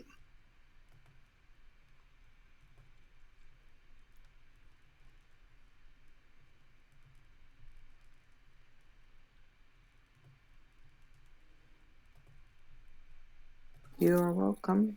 Unless thanks is your sentence. The small brown bird flew into the oak tree. Tree would be the object of preposition. That actually it is oak tree, but that is a really good example. The oak tree is the object of preposition. We will reach that later on. So let's talk about most sentence. So like all the sentences that these people said, most, Lena's, and Ferby's, all have objects. But for now, we are only going to talk about most sentence. And maybe then Lena's, probably. So they said, I like a school. Which one is the object? And also people, the reason that I'm saying we will talk about your sentences not now is because we are going to talk about direct objects. Then we will see that they have different kinds of objects in them. A school. How did you understand that? How did you come to this realization?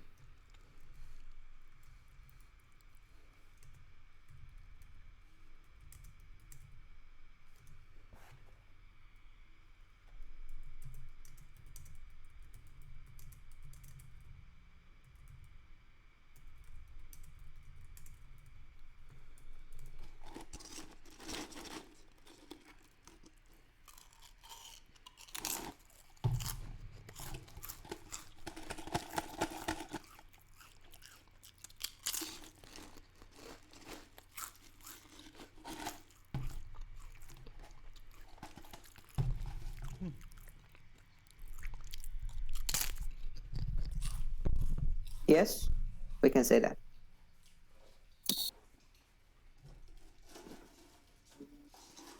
So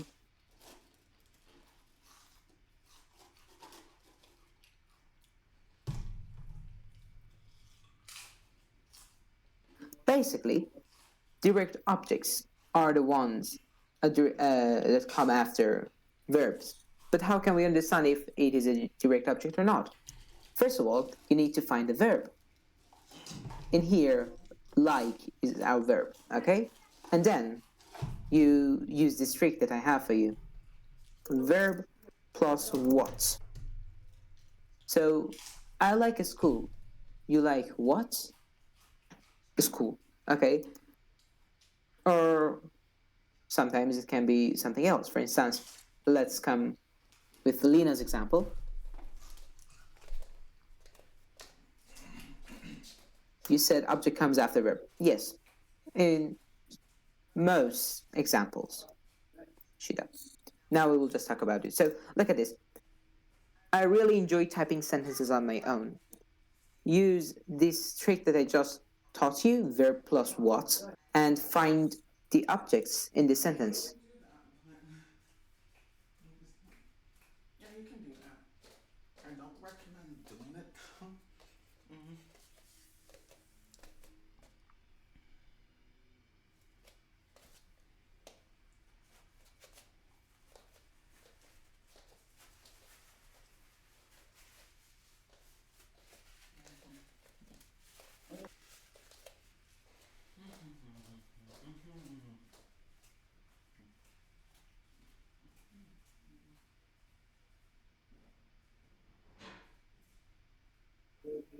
people, all of you are close, but none of you have said the correct answer. See if you can think of it more. Actually, Mo just did. Yes, typing sentences on my own is the object. No, not sentences on my own, but typing them. Why? Because you ask this question, what, so enjoy is the verb, you find the verb, it is enjoy. Enjoy what? Enjoy typing sentences on my own. It is really important that you say the full thing. If you remember when we were talking about subjects, we sometimes had this problem that people were not saying the full subject, like doing your homework. Do you remember that? Doing your homework is important, I guess it was it. Doing your homework. So you should always be aware of the full thing. Typing sentences, no. Typing sentences on my own. Always try to give the full answer.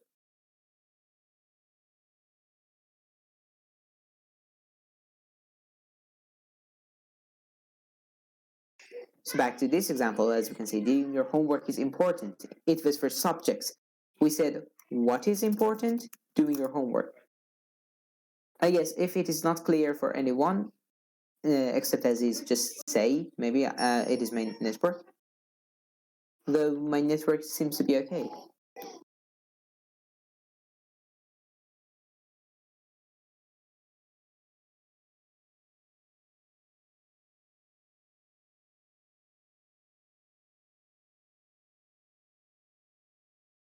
Okay, thank you everyone. So, Sheila said got it. And I'm pretty sure that some of you, I'm not saying all of you, but some of you are like, oh yes, we got it also. If so, I'm going to show some examples which may or may not have more than one object in them. Find the objects and type them out. The first example.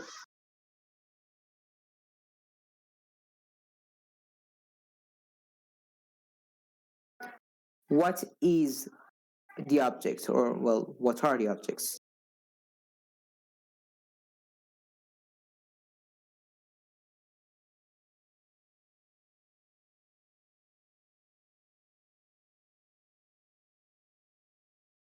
Okay, so to make it not that dark, let me say who said this. This is a quote from someone. Yes.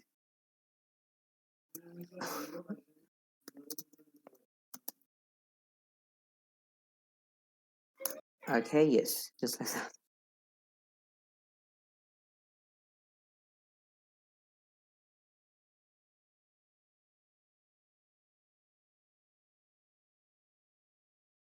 No, it is not hard, Farid. Just use what you just learned. Verb plus what. Find the verb and then add a what after it. See if you can find the object or the objects.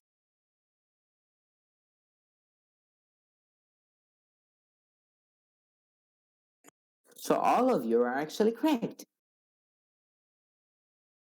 Don't eat me. So let's just have the sentence in here again. It says, don't eat me. I have a wife and kids. Eat them. So for now, what we need to do, what is the first step? What is the first step in finding the object?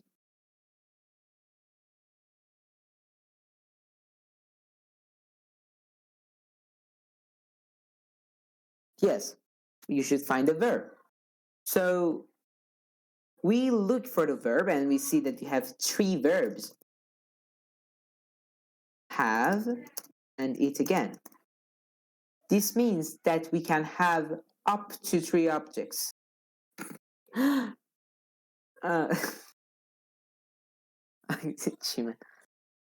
Okay, so notice that I'm saying we can have up to three objects, but not always three objects. I will just talk about it.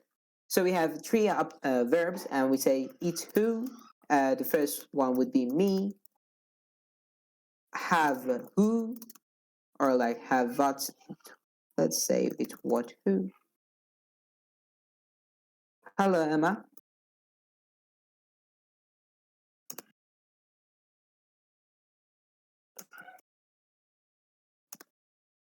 And that's how we find the objects.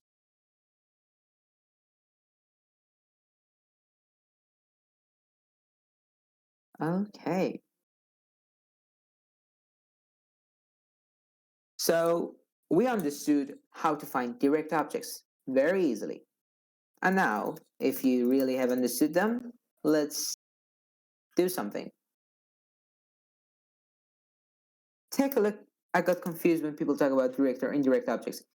That is what we're just going to talk about. Okay, so for now, we're just talking about direct objects. We said that direct objects come after verbs, and we can find them with the formula verb plus what. And now that we learned direct objects, okay, I see. Okay, that is really appreciable, but no, I'm not a teacher. I'm not even uh, old enough to become a teacher in this server. That's why I'm in Chima's class teaching.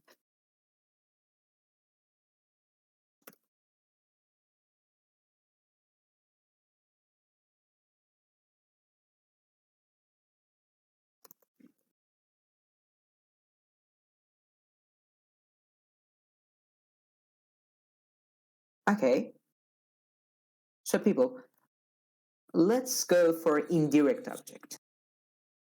So we know what a direct object is. Actually, no. Wait, I want to give you some more examples just to make sure that you have understood direct objects completely. Find the object or the objects in this example.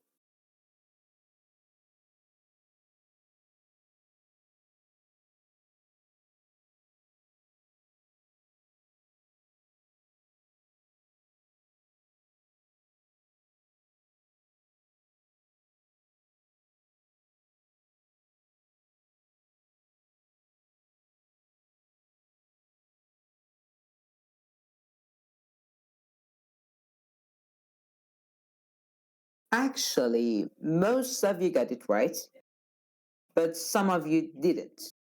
And it is okay because we all make mistakes and then we learn. Uh, so some people have said I. Okay. For now, before we just go to something, find the subjects that this one has.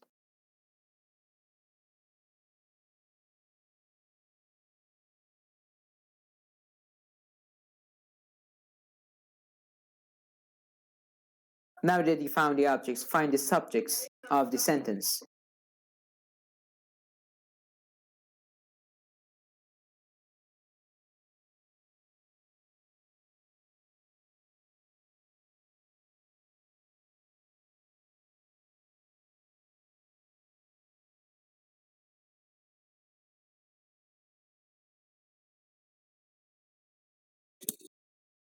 Okay, so let's just do this exercise together. We have this sentence. This sentence is made of two different sentences. Okay, it is I don't have a bank account and because I don't know my mother's maiden name. And let's just do something. Let's review everything we learned till here with this one.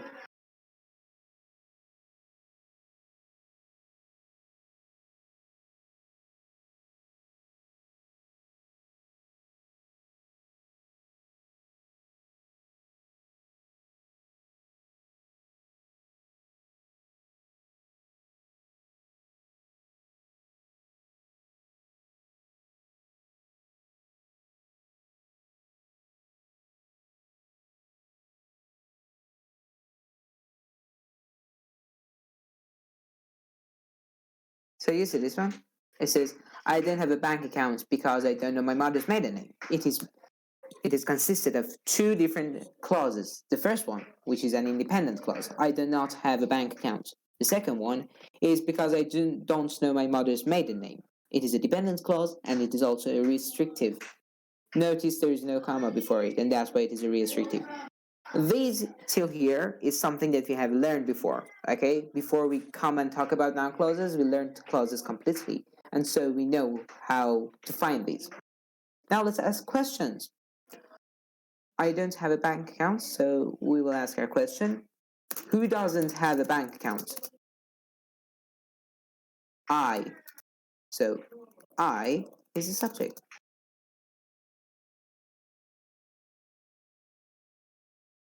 and then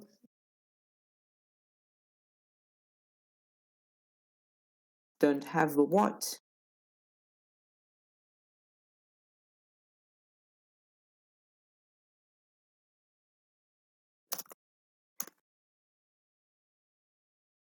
See?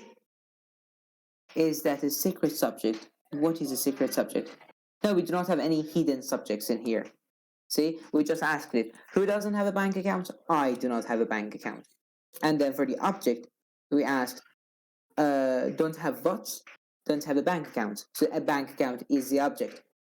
And now for the second clause, we say, because I don't know my mother's maiden name. Who doesn't know their mother's maiden name? I. So it is the subject. And you were saying the subject, but we were looking for the object. That was the mistake you made, Shida. And then we have don't know what? My mother's maiden name, which is the object. You're welcome.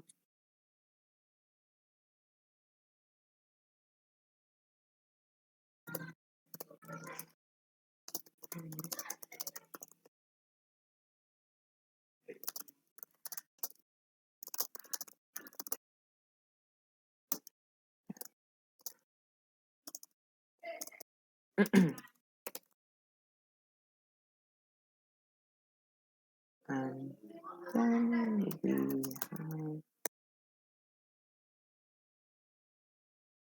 They should give you teacher role. That is really nice of you, but they can't because I am underaged. That is the thing.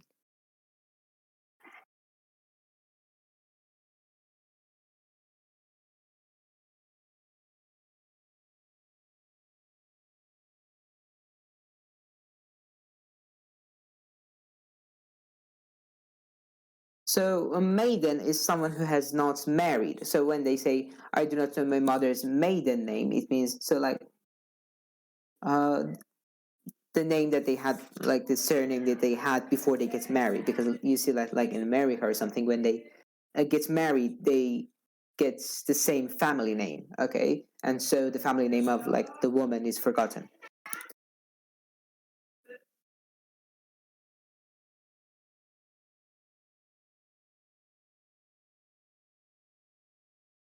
No, I'm not a maiden, Rainbow. What is that? I was just explaining the thing, the meaning. Okay. And also, Shida, this class is for beginner to intermediate.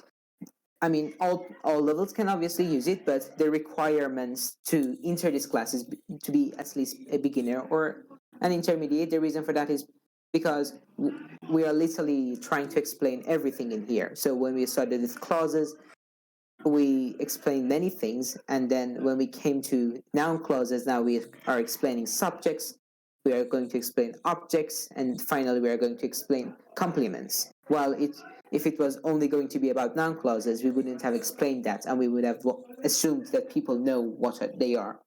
As a result, I would say this is for people with a minimum knowledge of English, so everyone can use it and learn a rather advanced grammatical point.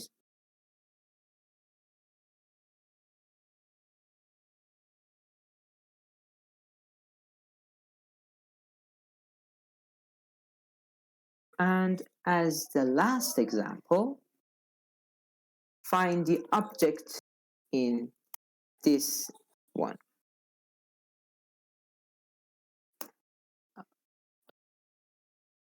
Talking about grades, this subject is for 7th or 8th grade, if I'm not wrong. I mean, if your native language is English, then you will learn this in like 7th or 8th grade.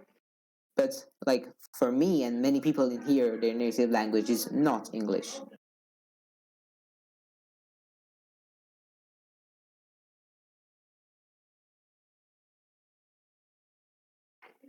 Perfect. Oh, wait a second.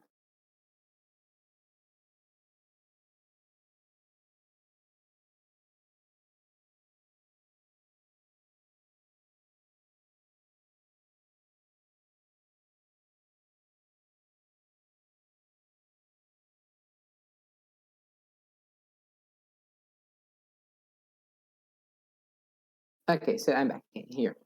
Sorry for the delay. Yes, it is a massive stroke. I'm curious about something. When you speak, are you trying to... That is really appreciative of you, but that is like the way I speak normally. I really am not trying to do anything special. Maybe that also comes from the fact that I am not native, so I may not know that much of uh, ununderstandable words, vocabulary to use in my sentences.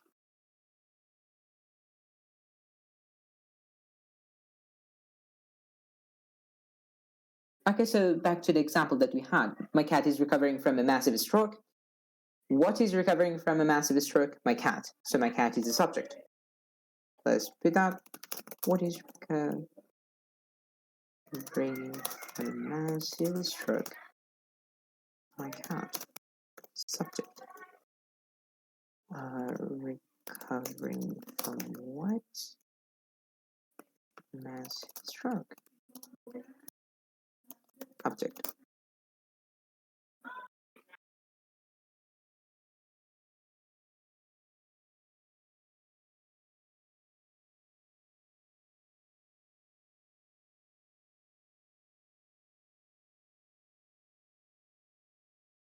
I believe everyone has understood that. So we can move to indirect objects. So direct objects are completely done, and then now you can call yourself a master in this thing because, well, you can find all direct objects that you see. Then it comes to the indirect object. Indirect object seem to be hard to find, but there is a little trick that we will learn, and with which we can find literally every indirect object. Take a look at this. Can you find the object?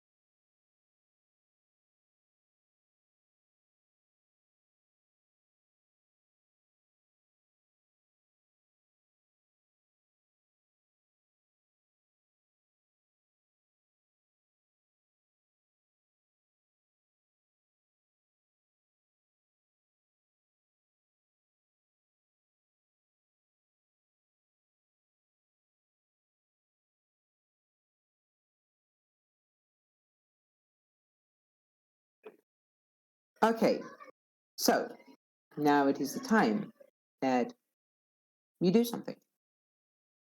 You all found the correct things, actually. Anything that you said till now was correct. Let's have a look. Give a girl the right shoes and she can conquer the world. It is also a quote from actress Marilyn Monroe. Yes, it has multiple objects.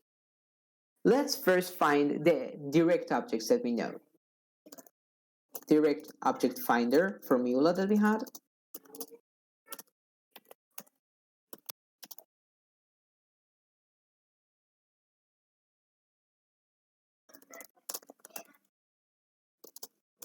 Okay, wait a second.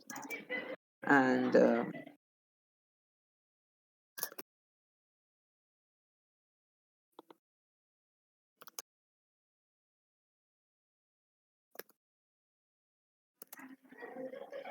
so these are the direct objects. Notice, these are not all the objects, but the direct objects. But there is also one more object in here that some people mentioned it before. Sorry, BD, but you're just too perfect. There is this indirect object in here. How can we find an indirect object? The question.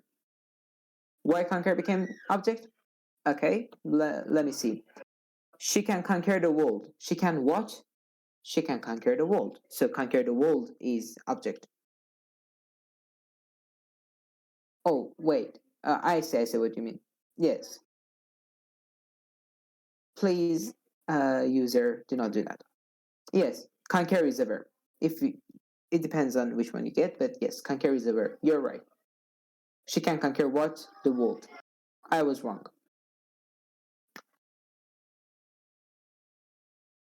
So there is this a question that we should ask. For or to whom? So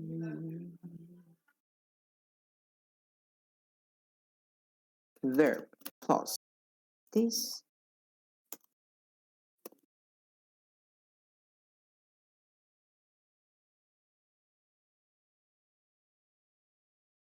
With this, we can find if there is an indirect object or not. Let's have a look. Give a girl the right shoes and she can conquer the world. Find the verbs and try to use this formula and see if we can find any answer. Is there an indirect object in this sentence? If yes, what is it?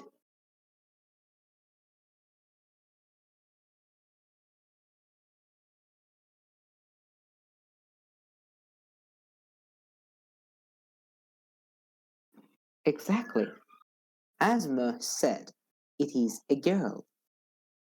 So we have these two verbs in here. We have give and conquer. Let's go with conquer.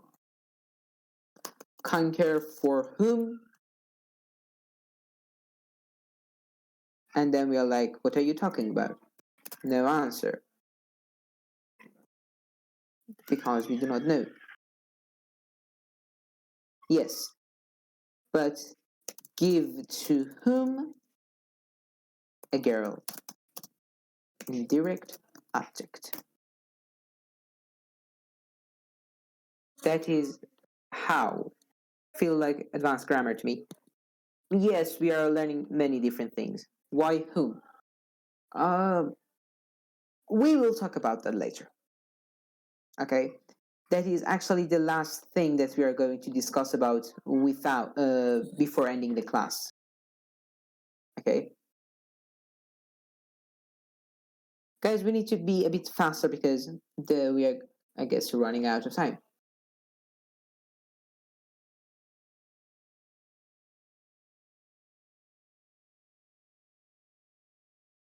So say, in this example, we found that a girl is in the indirect object.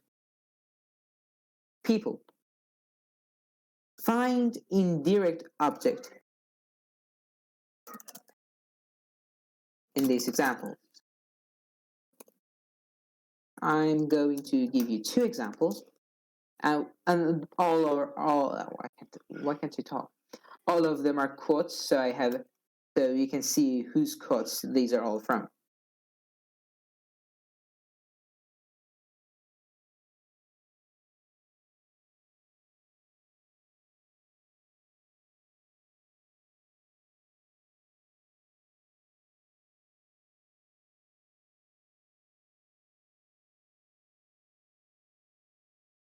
Find the indirect objects and type the answers. And just in case, do not forget the formula that we had. Indirect object finder formula.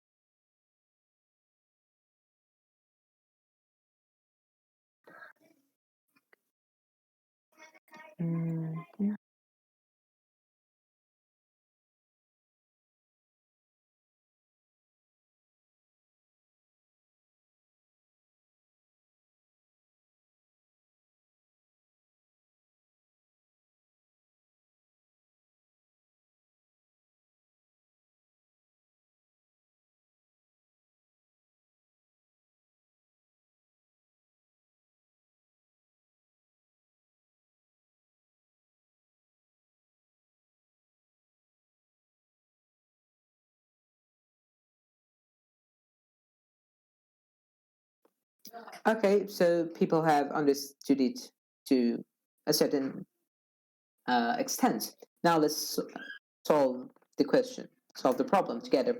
Never tell people how to do things. Okay, so the question. First of all, we find the verbs. We have tell, we have tell again, and we have surprise. Okay, and now we are going to add, use the formula that we had. It is tell to whom, and surprise to for whom. And we are going to have the answers done.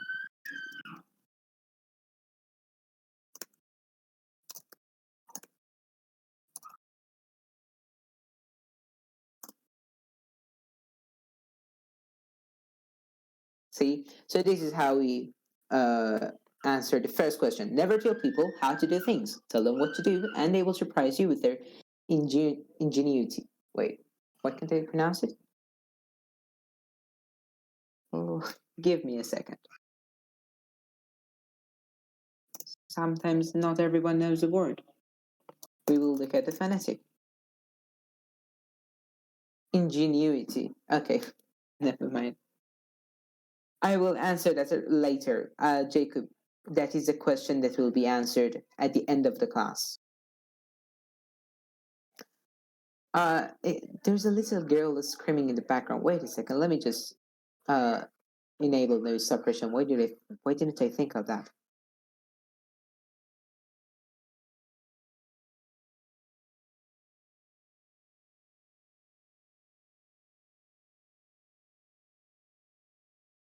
Let's say we understood how we can find the indirect object in the first example. We first found the verbs, which were tell, and surprise, and then we added 2 plus 4. Tell to whom, tell to people. Tell to whom, tell to them. Surprise whom, surprise to whom. Then we didn't have any answer for that. And Shiman has seemingly sent something for Spanish and German people. I cannot realize anything, so good luck, you people. Show me a hero and I'll write you a tragedy. So right. Show to who, it is not how, it is who, just in case. Show to who, show to me. Write to who, write to me. Perfect, Jacob. You understood that completely. I am proud of you. That is really good. Okay, and now let's give another example. Let's see what would another example be. Uh-huh. This is going to be the last thing for direct and indirect objects. It is okay. Find the way direct object and indirect object. Example. Hello.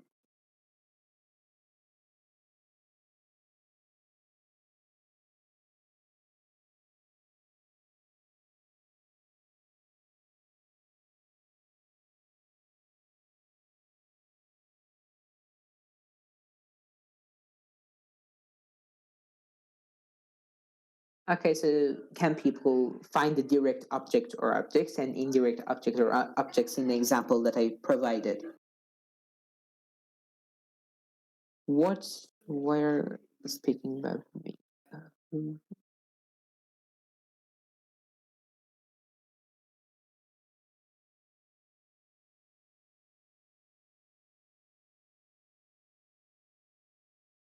Okay. It may seem to be scary and hard to realize, but if you use the formulas, everything will be easy.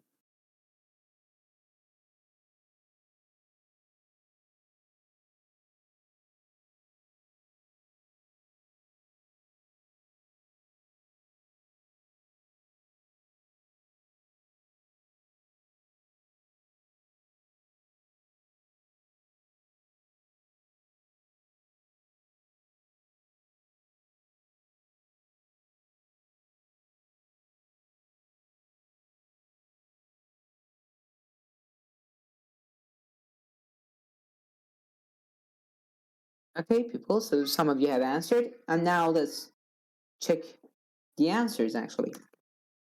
Verbs that we have are be ashamed, be, you have today until you have one, and now let's give them a shot. So it would be like, I'm writing something, then I will send it and all of you can view it, okay?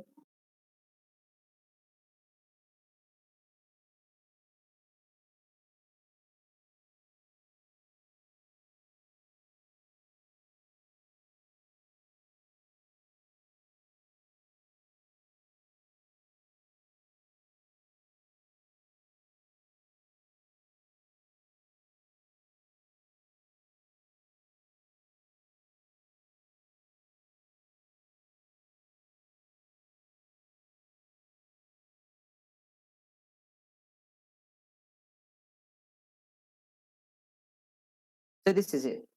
We have the formulas at the top. You and die indirect, one direct. No, see, that is how we find it.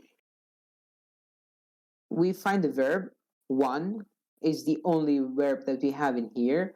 Uh, Actually, here's the thing, be is also a verb, okay? Be is also the verb, but ashamed is not an indirect object. It is uh, an adverb. Okay, so to understand that, notice, yes, this is a very good point to say. Object, any object.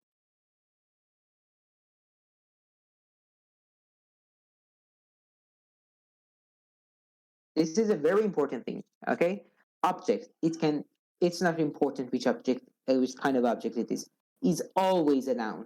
Okay, so like if in this in here, be ashamed.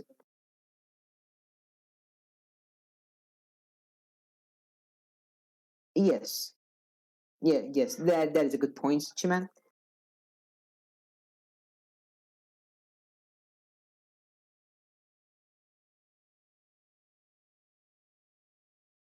This is a very important thing that you should notice.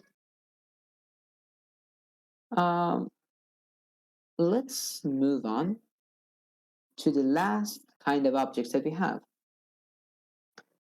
We have objects of preposition. Literally, anything that comes after a preposition is an object. Okay? that would be the easiest thing to say. Let me just copy a definition. The noun or pronoun governed, this means govern means to come before it by a preposition. For example, words like in, on, at, by, near is known as the object of a preposition. For instance, uh, find the objects in this example, people.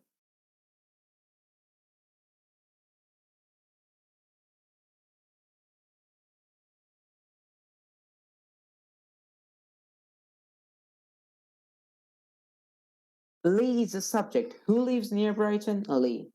Oh, yes. I'm not talking about anything. We didn't see anything. Yes, Brighton. Why? Because Brighton is after the preposition near. Let's have a look at another example in this one. Which one is the object?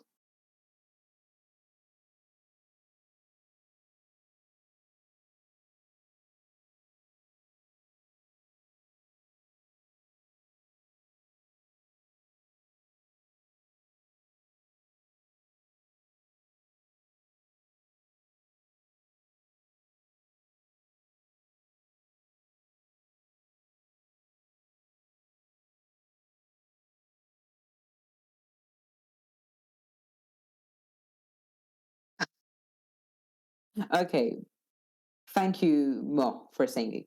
Lumix, no, he is not the object, he is the subject.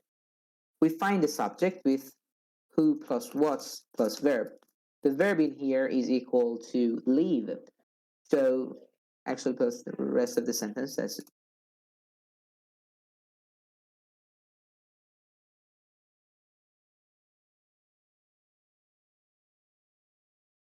Yes, he is the subject, but us is the object of preposition. Why? Simply because it has come after the preposition among.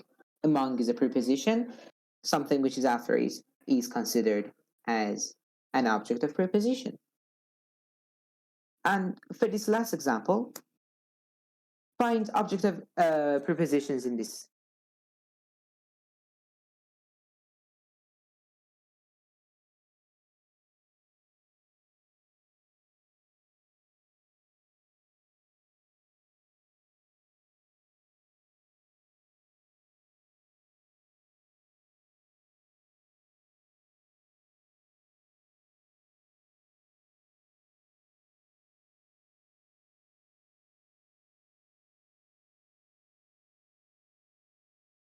A fellow's character by his way of eating.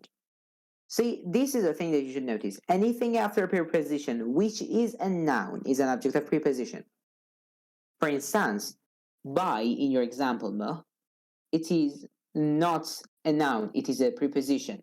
As a result, anything by itself and anything after that is not going to be part of a fellow's character. Let's actually see the answer and how we should find the answer.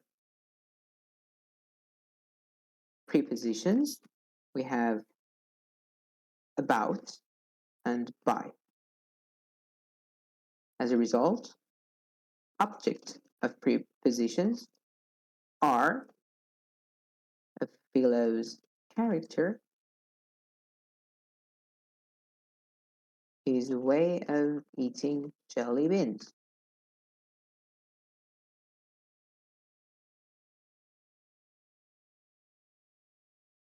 So prepositions are about and by, and as a result, objects of prepositions are a fellow character, and his way of eating jelly beans. That is it. I believe our engagement and participation of people have become less. Maybe it is either because you are tired. I get that. Sorry for making all of you say till now. And second, maybe because people are confused. Either case, do not worry. We are done with the objects and now we can get back to noun clauses. So we learned all of these things. Okay, we learned literally. You're welcome. We learned all these things only to find the position of a noun clause. So I am going to show you a noun clause, which is an object. And you people need to tell me what kind of an object that is. First of all, find a noun clause, type the noun clause, and then say which kind of object this is.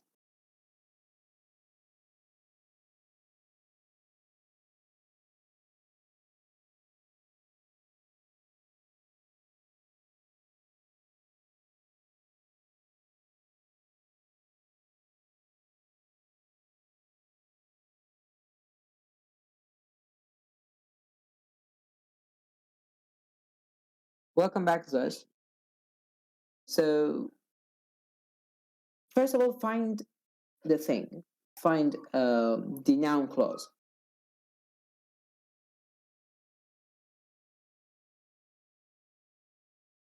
Looking at it. But yes, for now, we can do something.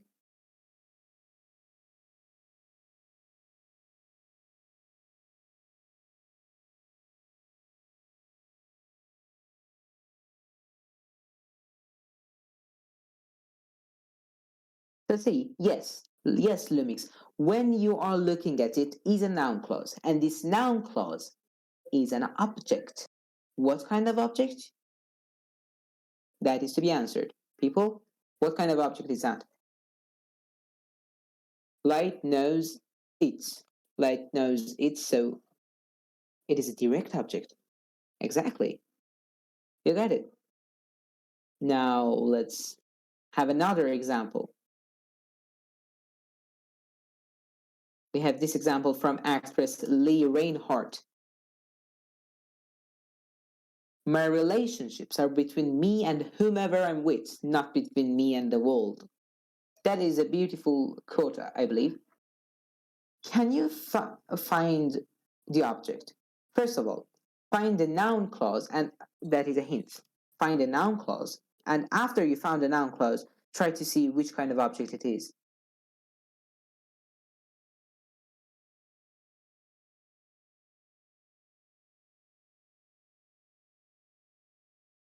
Okay. Me and the world. With.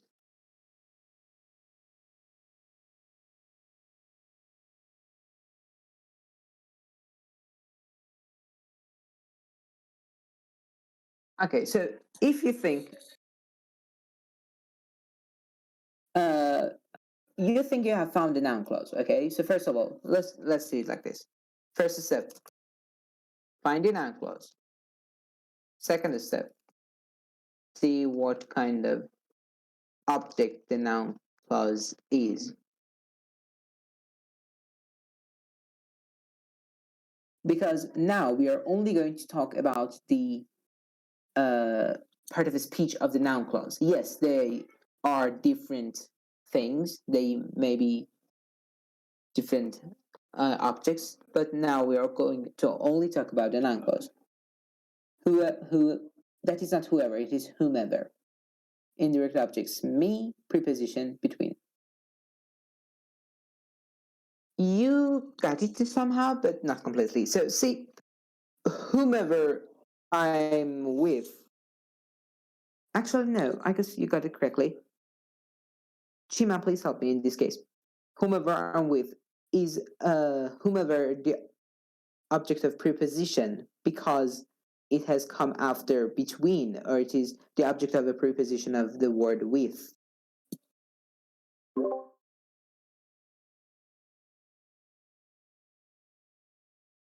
Yes, thank you. And that's it. And for our final example for noun clauses, acting as an object. This is from another person, Greek tragedian Aeschylus. It is a light thing for whoever keeps his foot outside trouble to advise and counsel him that suffers. We had this before, but now we are going to look at it as a noun clause, which is an object. So first step, find the noun clause. Second step, see what kind of object the noun clause is. Everyone do the first step right now.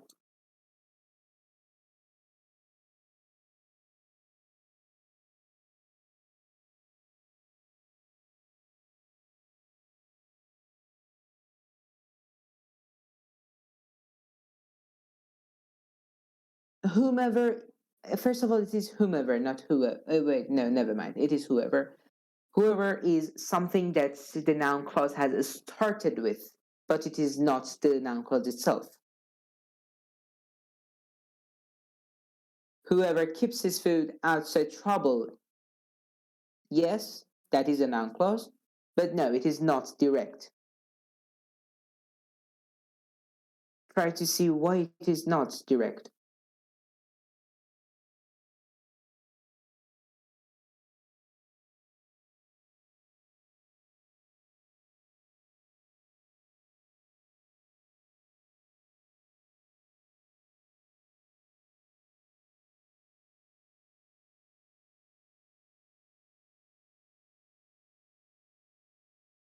No, no, it is not whoever or whomever. It is actually correct that it is whoever in here.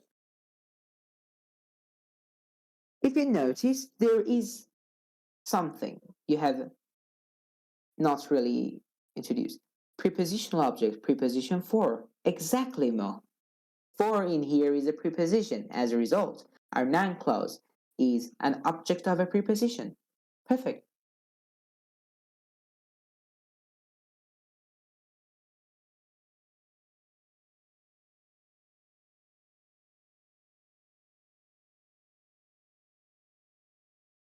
And that's it.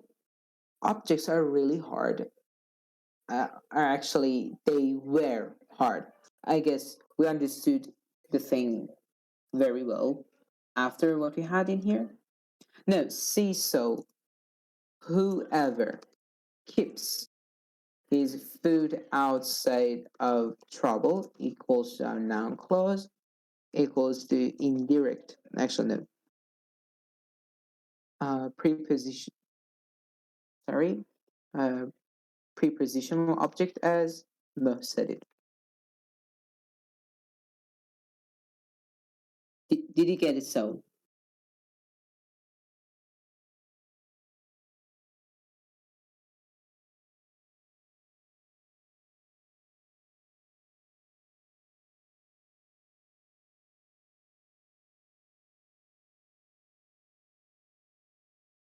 Okay, I hope you have gotten it because you are not saying anything. And now, let's go for the last part before we learn noun clauses completely. Let's review something.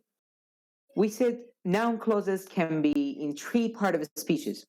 First one was subjects, second one was objects, and the third one is, does anyone know? Remember the third one?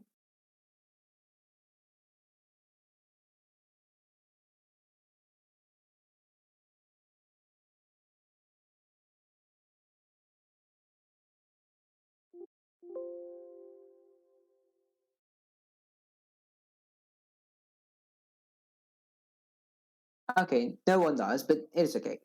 The last one was, wait a second, sorry, compliments, yes. I, I couldn't even remember them myself. So yes, the last part is compliments. So compliments have two different types. We have different things that we will talk about later. First of all, let's say what a compliment is. So a compliment is a term used for a word or words that are needed to complete the meaning of an expression. In here, a sentence. Okay.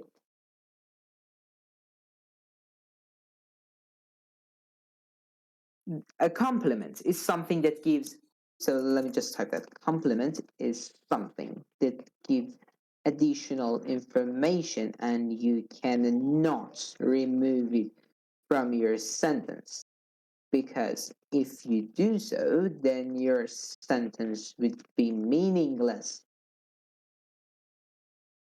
Like what? Let's say we have algebra is difficult.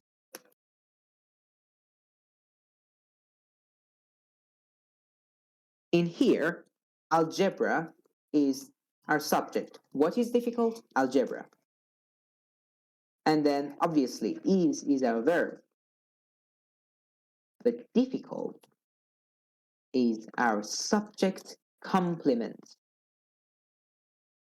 It means that it is giving additional information about the subject. Algebra is difficult. And if you remove it, then your sentence would be incomplete. Algebra is. You see, complement is something that you cannot remove it because if you remove it, then your sentence would be meaningless. And we have two kinds of complements. We have subject complements and object complements. Subject complements explain the subject. Object complements explain the object, which is, well, really obvious. We have seen subject complements before. Let's have a look at this example that we faced an hour ago. Find the subject complement.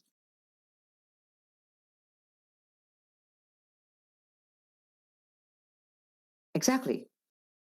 So we said what lays here is a noun clause, which is acting as a subject, and important is the subject complement, which is giving more and additional information about what lays here, about a subject. And now let's see how an object complement would look. Practice makes algebra easy. Okay, so let's do something. Everyone find different part of speeches that the sentence has. I literally want to know what is the part of a speech for each word in here. Let's see if someone can do that. We have taught everything needed, so you have the knowledge and information to do so.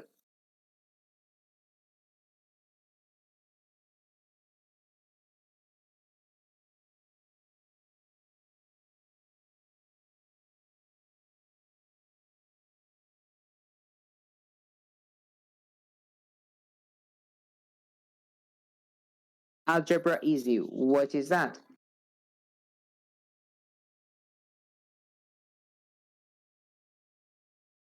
Subject. Okay, Rainbow actually did pretty well. So practice makes algebra easy. Practice is our subject. What makes algebra easy? Practice does. Makes is our verb.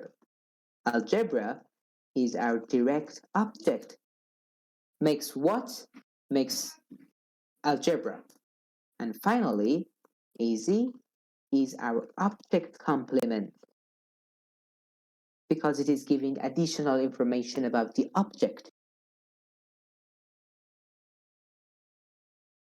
You see, if it was a subject complement, it would have given additional information about practice, but it is not easy is not for practice. Okay, it is not talking about the practice, it is talking about algebra. As a result, it is an object complement. Let's have a look at another example and tell me which kind of complement this is. Find the complement and then tell me if it is a subject complement or an object complement.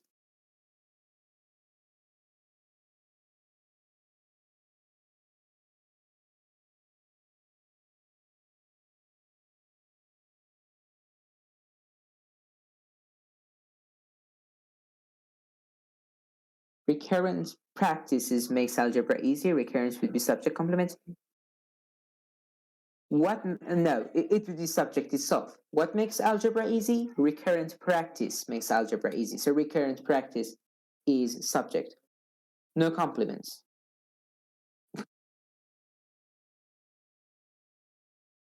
Well, let's have a look.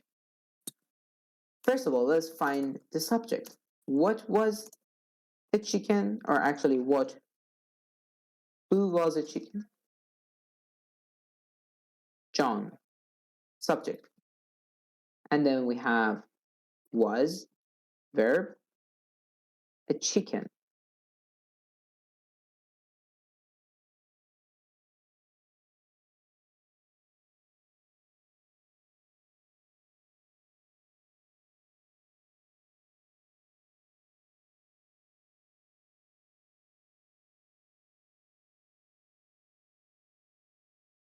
Oh, okay then. We are really used to have Alan G's classes after our classes. But, well, we are at the end of this. Yes. See, first of all, we see all the sections that it has. John is subject. Who was a chicken? John was. So John is a subject, was is the verb, a chicken. A chicken, it is giving more information about John. John was the subject, so a chicken is giving more information about the subject. So a chicken is subject complement. Let's have another example.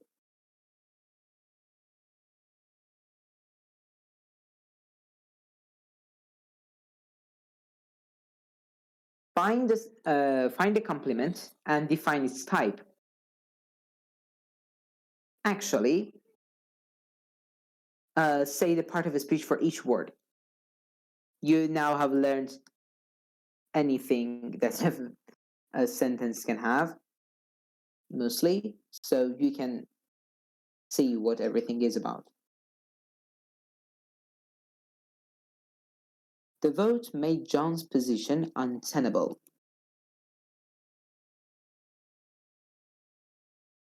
Subjective, objective. If I were you, I wouldn't have said yes. And not objective again, object. It is subject, object, and complement. Yes, I see that everyone is pretty good at actually. That is a very good thing. See, Snowman, it is John's position. It is not John's itself because that wouldn't make any sense. John's. But John's position is the object. And untenable is the object complement because it is giving further information about the object. And as for the last example, find the complements in here, if any, and then say which kind of complement it is. I mean, if any complement exists. We voted John chairman.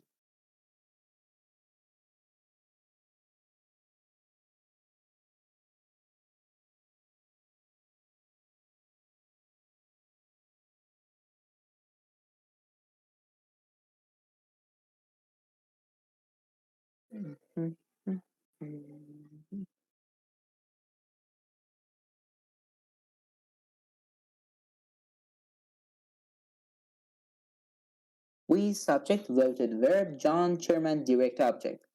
Chairman object complement. Yes. The chairman is a role. Okay, so it could have been a bit confusing. I get that, but well, chairman is a role. As a result, it should be seen separately. Yes, other people all made the correct statements. Chairman is the object complement.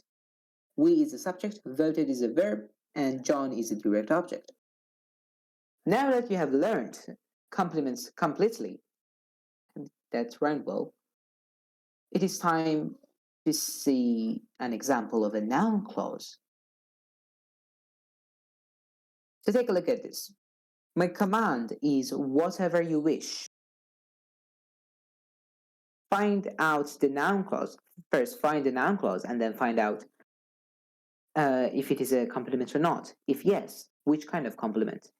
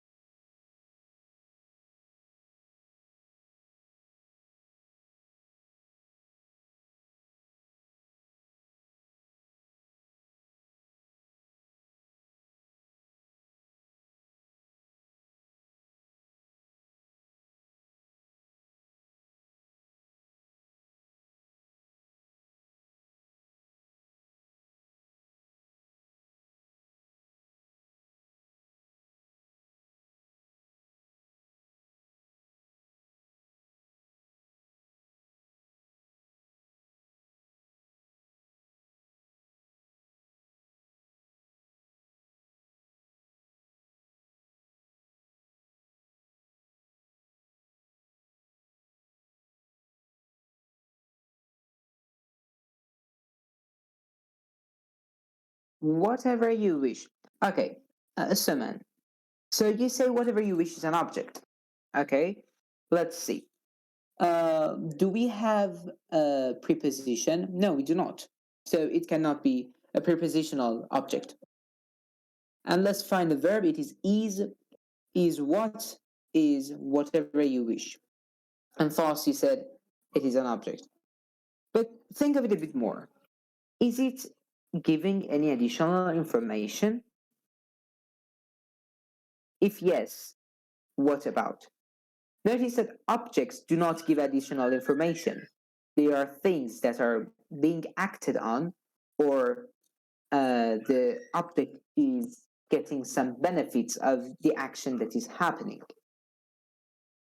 Though they do not give any additional information about any other part of speech. While, in this example, my command is whatever you wish. Whatever you wish is giving additional information about my command.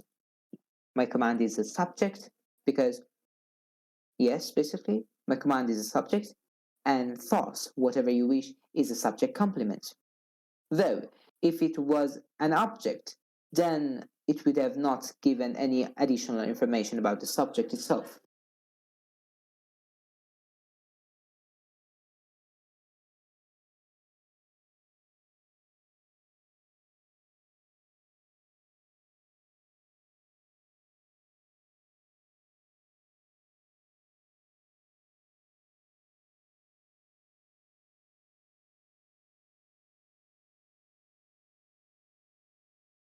Did you all understand that? Because that is the last thing about our noun clauses, and now we are going to do some exercises. So it is very important that everyone has understood everything. Yes, it is a complement. It is a complement, and because it is giving additional information about subject, it is subject complement.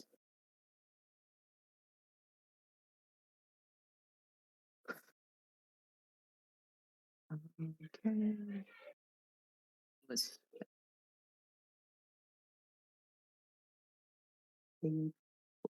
So are subject complements more used when we use to be verbs? No. I mean, it is easier to use them with them. So yes, mostly. After to be verb, you may find a subject complement. Now, here's the thing. So see, also the to be verbs should be linking verbs. Okay, in here they are not main verbs. They are not stating any action. They're stating a state. They are stating a state. Wow. They are stating a process, not a process. They're giving additional information. Let's just say it like that. You know why? We have something we call it a linking verb. Do you know what it is? Why is it called a linking verb? So why sometimes to be ones are called linking verbs? So what is a linking verb?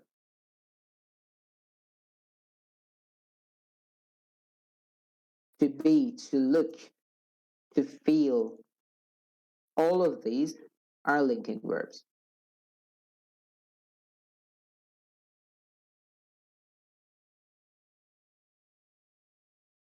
These are called, this is going to make it very easy. These are called the linking verbs because they link the subject or the object to its complement. Okay, I'm gonna stop here. Actually, only to the subject. So any verb which connects is a linking verb, yes, to a smell. Like, yeah, that's it. Any verb which is acting as a linking verb is linking the subject to subject complement. So if you found something is a linking verb, you have the subject complement and the subject itself. No, We had an example at first. Let me find it. And now we are going to see something really awesome.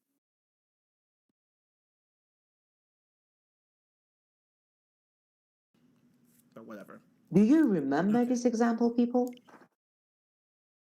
Liberty means responsibility. That is why most men dread it. We wanted to know if why most men dread it is a noun clause or not. And half people who reacted said it is not, and the other half said it is. And it turned out to be the reason is because why most men dread it. The noun clause in here is a subject complement. Okay? And is a linking verb.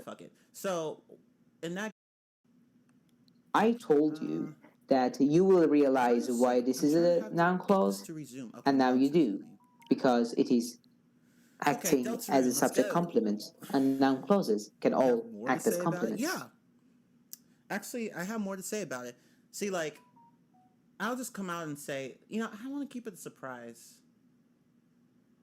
No, actually, So, no, mates, So, Kasaido's writing something. When you finish writing, I will go for the exam. Character. I mean, let's say the overall I want to make I want to make a video that is dissecting a better exactly term. why she sucks as a character So now I'm going to give you different examples, and I want all of you to find the noun clause. Okay. Okay, only the noun clause. Okay, first find the noun clause. I said practice problem. Okay, Hey, your singing is still better than mine. Oh, thank you. find the noun clause and then define its part of a speech. But the character We are that's going. supposed to be the most. That's How many supposed to be the examples most do you want important to have? one, but it's actually the most uninteresting one. But whatever. Give me a number. 2 examples. Now, this is going to be the ultimate thing. So we need something more. 5 is my lucky number, so we'll go with 6. We do not want your lucky number. We want your knowledge to help you, not your luck. Hey, your singing is still better than mine. Oh, thank you.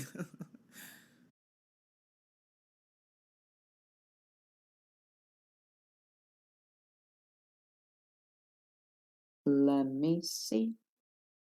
This is going to be fun.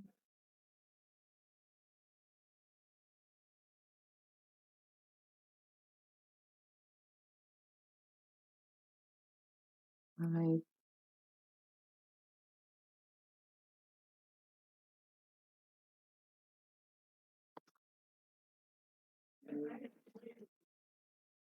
and the last one, 6.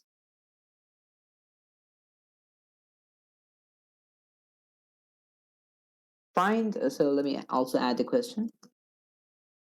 Find the noun clauses.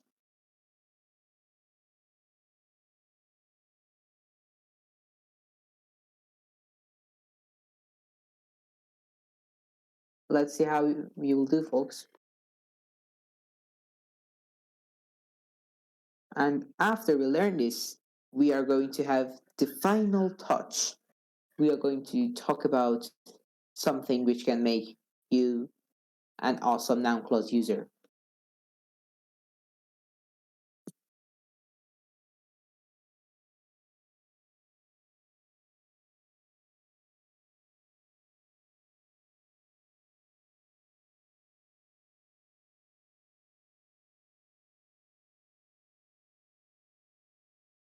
Snowman, I just realized that the number of people who have reacted to your message is 6. So, yes.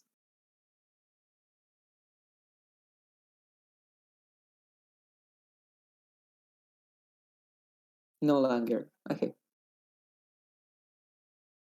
Someone just took the reaction.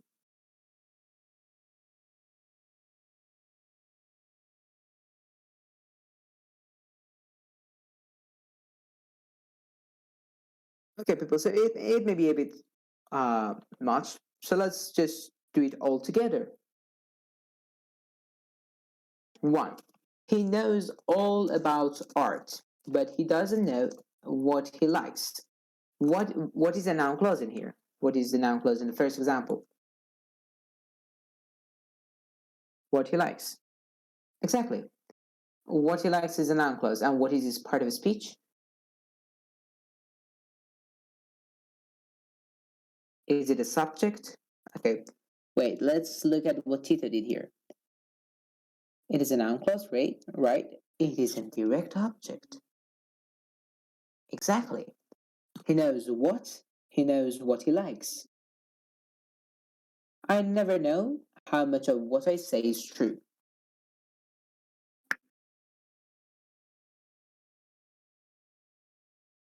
And here, let's go with the noun clause with what I say.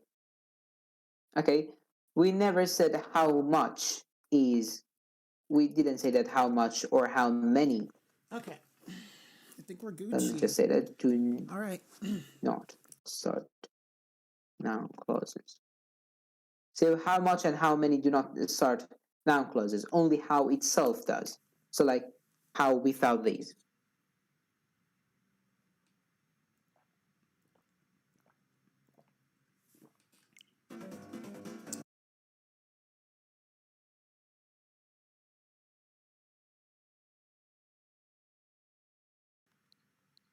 It's probably -6. That would be better, but whatever.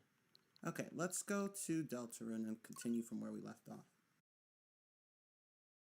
Better, but whatever. Okay, let's go to Deltarune and continue from where we left off. As a result, your noun clause would be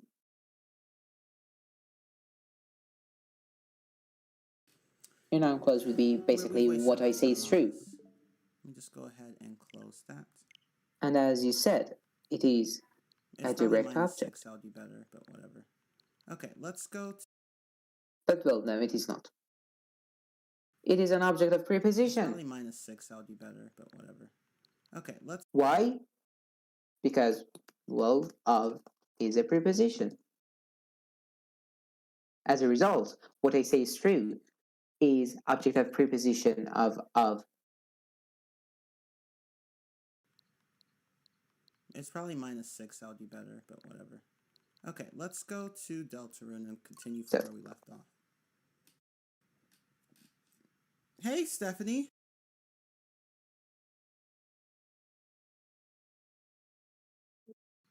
It's probably -6. That would be better, but whatever.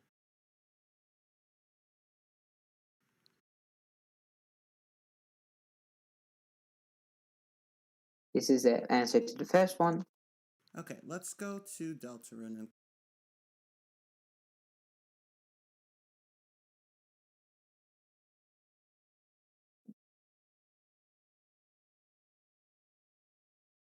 Yes, I will. I will do this when everything was at the end of the class, at the very end of the class.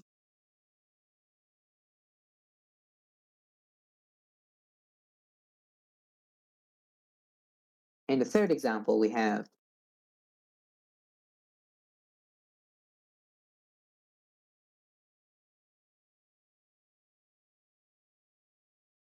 okay. So in the third example, find a noun clause, and then tell me its role is part of speech.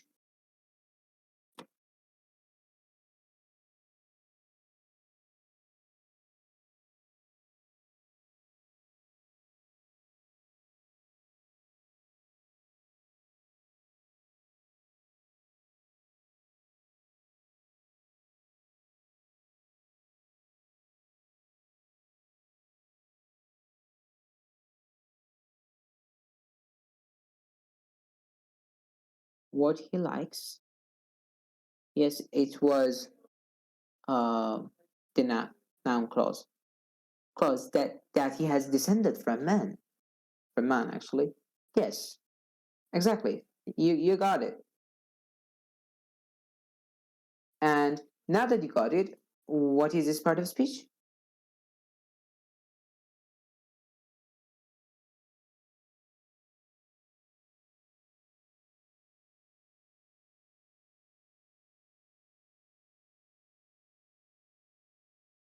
Yes, it is an object. What kind of object?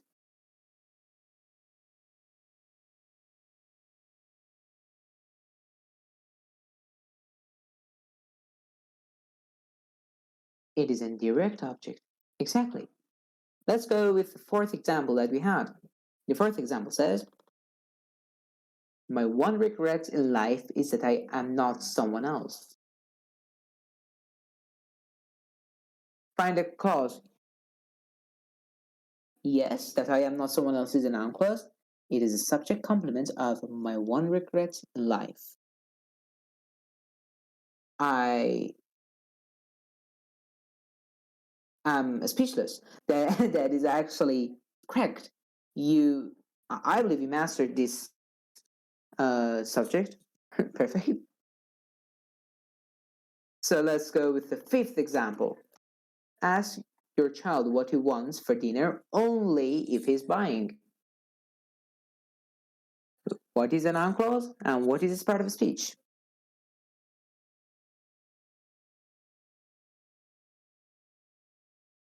BD, please come to us. We know that we told you that you're so perfect, too perfect for this, but we do not want you to just do not chat anymore. What he wants for dinner is a noun clause. Yes, it is. And what is its part of speech?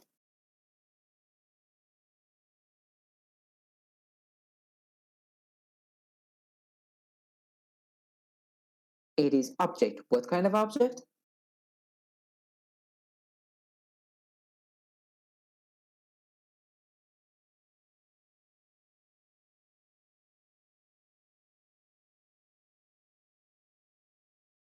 And waiting. Let's see if you can see what kind of object it is.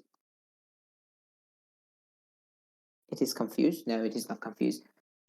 Try your best to find the object, or use the things that we told you.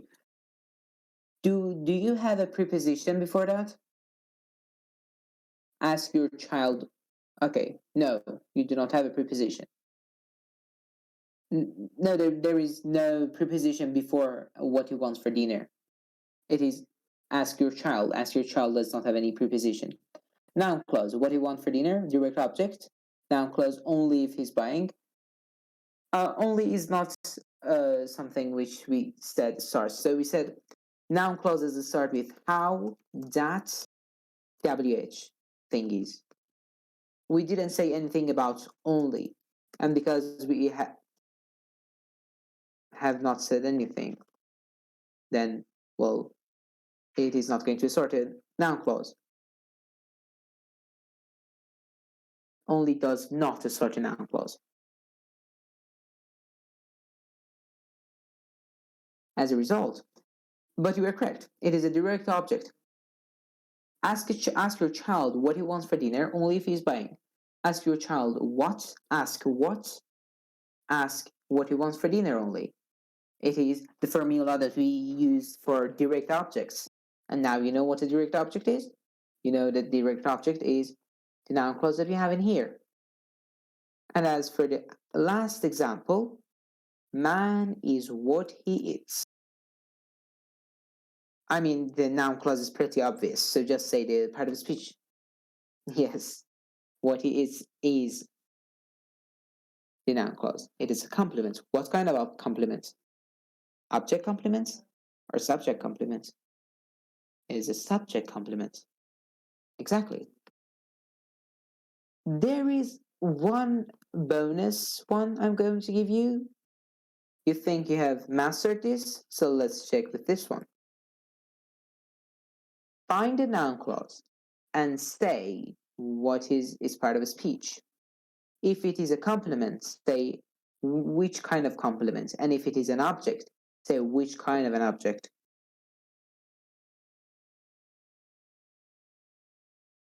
I will give what you said some thought.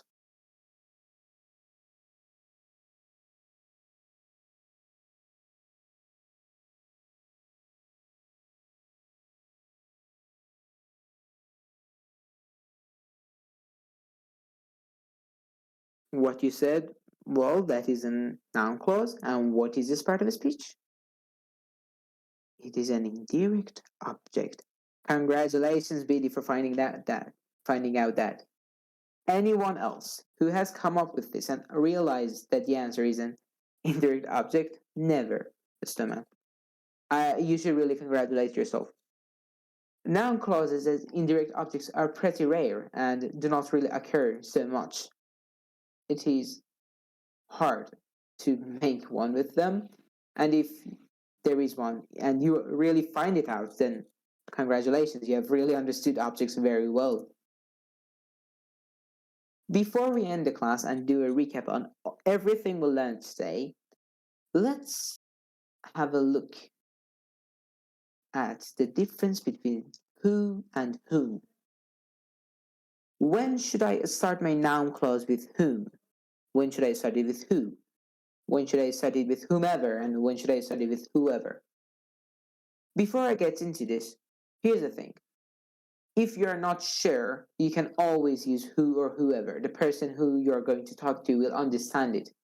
In the other hand, some people who are like in the literature and things are like in linguistics, some experts believe that whom is going to get out of English language pretty soon.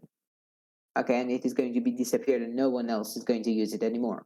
As you see, not many people use whom anymore. And then it is going to disappear completely. No one is going to do that. So, what is the difference between who and whom? Does anyone know that?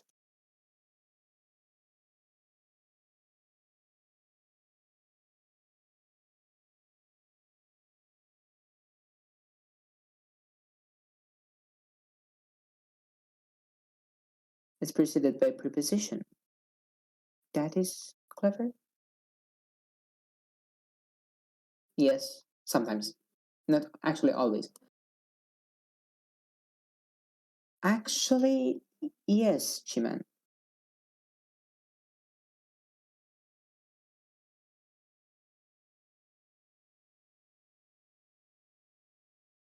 I mean, you should sit in the other way. On the other way. In the other way? In the other way, yes. So whenever you have a preposition after, you should use whom, but not every place that whom is there, there is a preposition. That's what we can say. Whom is archaic, who is normal? No. And for people who do not know the meaning of archaic, it just means old. See, the difference between who and whom are is like, to me, whom sounds interesting. Yes, I know, right? When I just learned it, I was like, oh, I'm going to use whom everywhere. No, yes, it is not like that. See, mm, who and whom, the difference is like I and me, he and him. The reason for that is because who always refers to the subject, while whom always refers to the object. So you see, we learned about subjects and objects. If you're going to talk about the object, you will use whom. If you're going to talk about the subject, you will use who. Let's see. I like you. In here, I is the subject, you is the object. And for people who are interested, tell me what kind of an object that is.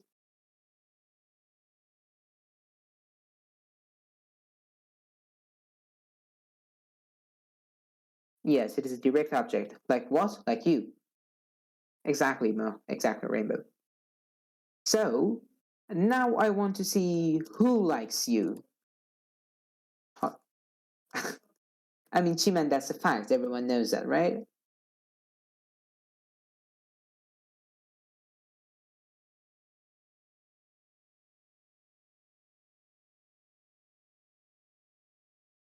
Who likes you? You're talking about the subject. Whom do you like? You're talking about the object.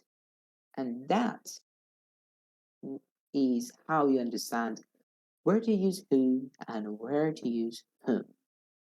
If your noun clause is going to be an object complement and it is going to start with who or whom, you should use whom because you're going to talk about the object. For example, if it is going to be a subject implement, then you should use who because you're going to talk about who, subject basically. And the same goes for whoever and whomever. With that being said, we are going to end the session. Let's have a recap on everything we learned today. We learned about clauses and phrases. We learned about independence and dependent clauses. We learned about restrictive and non-restrictive clauses. We learned about noun clauses. We learned about subjects. We learned about objects, which were direct objects, indirect objects, and finally, objects of preposition, prepositional objects. We learned about complements, subject complements, object complements. We learned about who and whom. That is everything we covered today. And let's just write the formulas that we learned today once more. So, what, who, plus verb, plus rest of the sentence. It is subject, finder, direct object, finder, verb plus what? Indirect object, finder, verb plus for to plus who.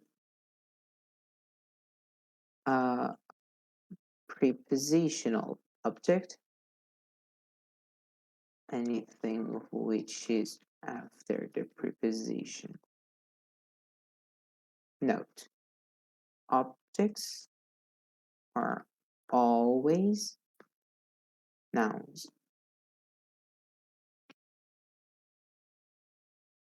That's it.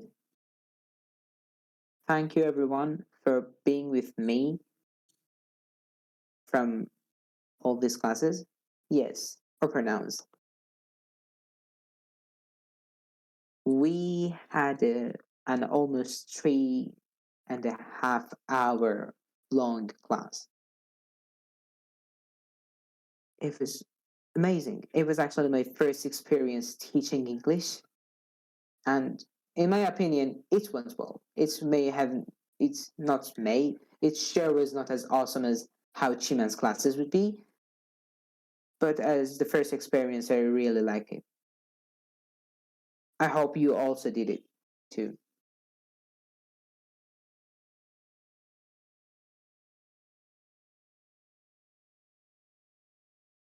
Thank you everyone for being with me and supporting me in this journey.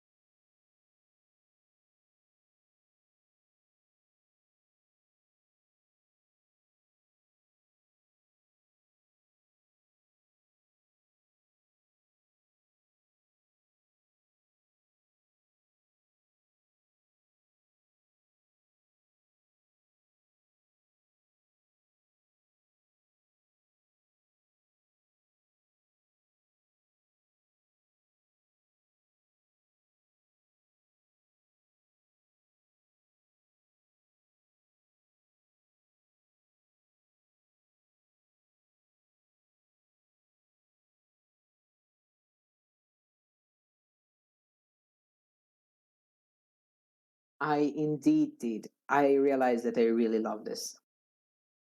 When I get 18, I am going to apply for being a teacher in 2 years. In 2 years.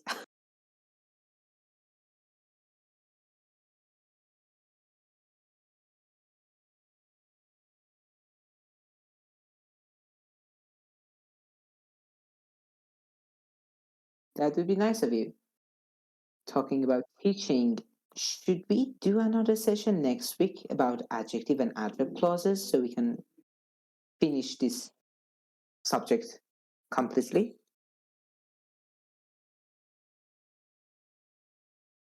Let's see how the students think of it. Let's see how the students think of it. Seemingly, they're really excited.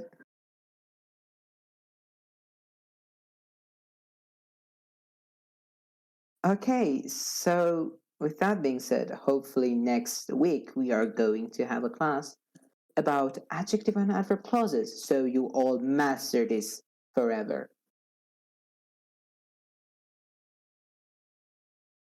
The thing is that I really learned with all of you in this class, and I really mastered some things I was not aware of, like teaching.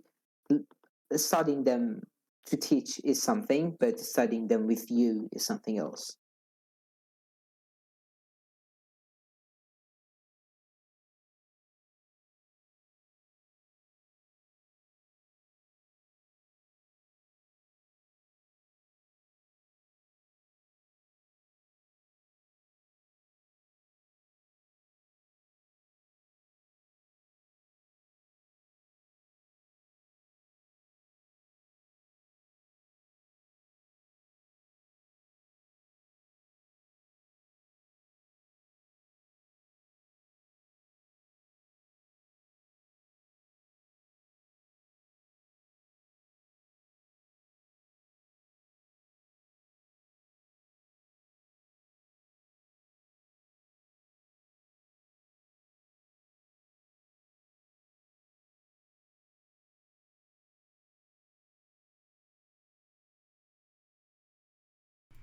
Oh crap, I forgot to turn my mic on in my, oh, well.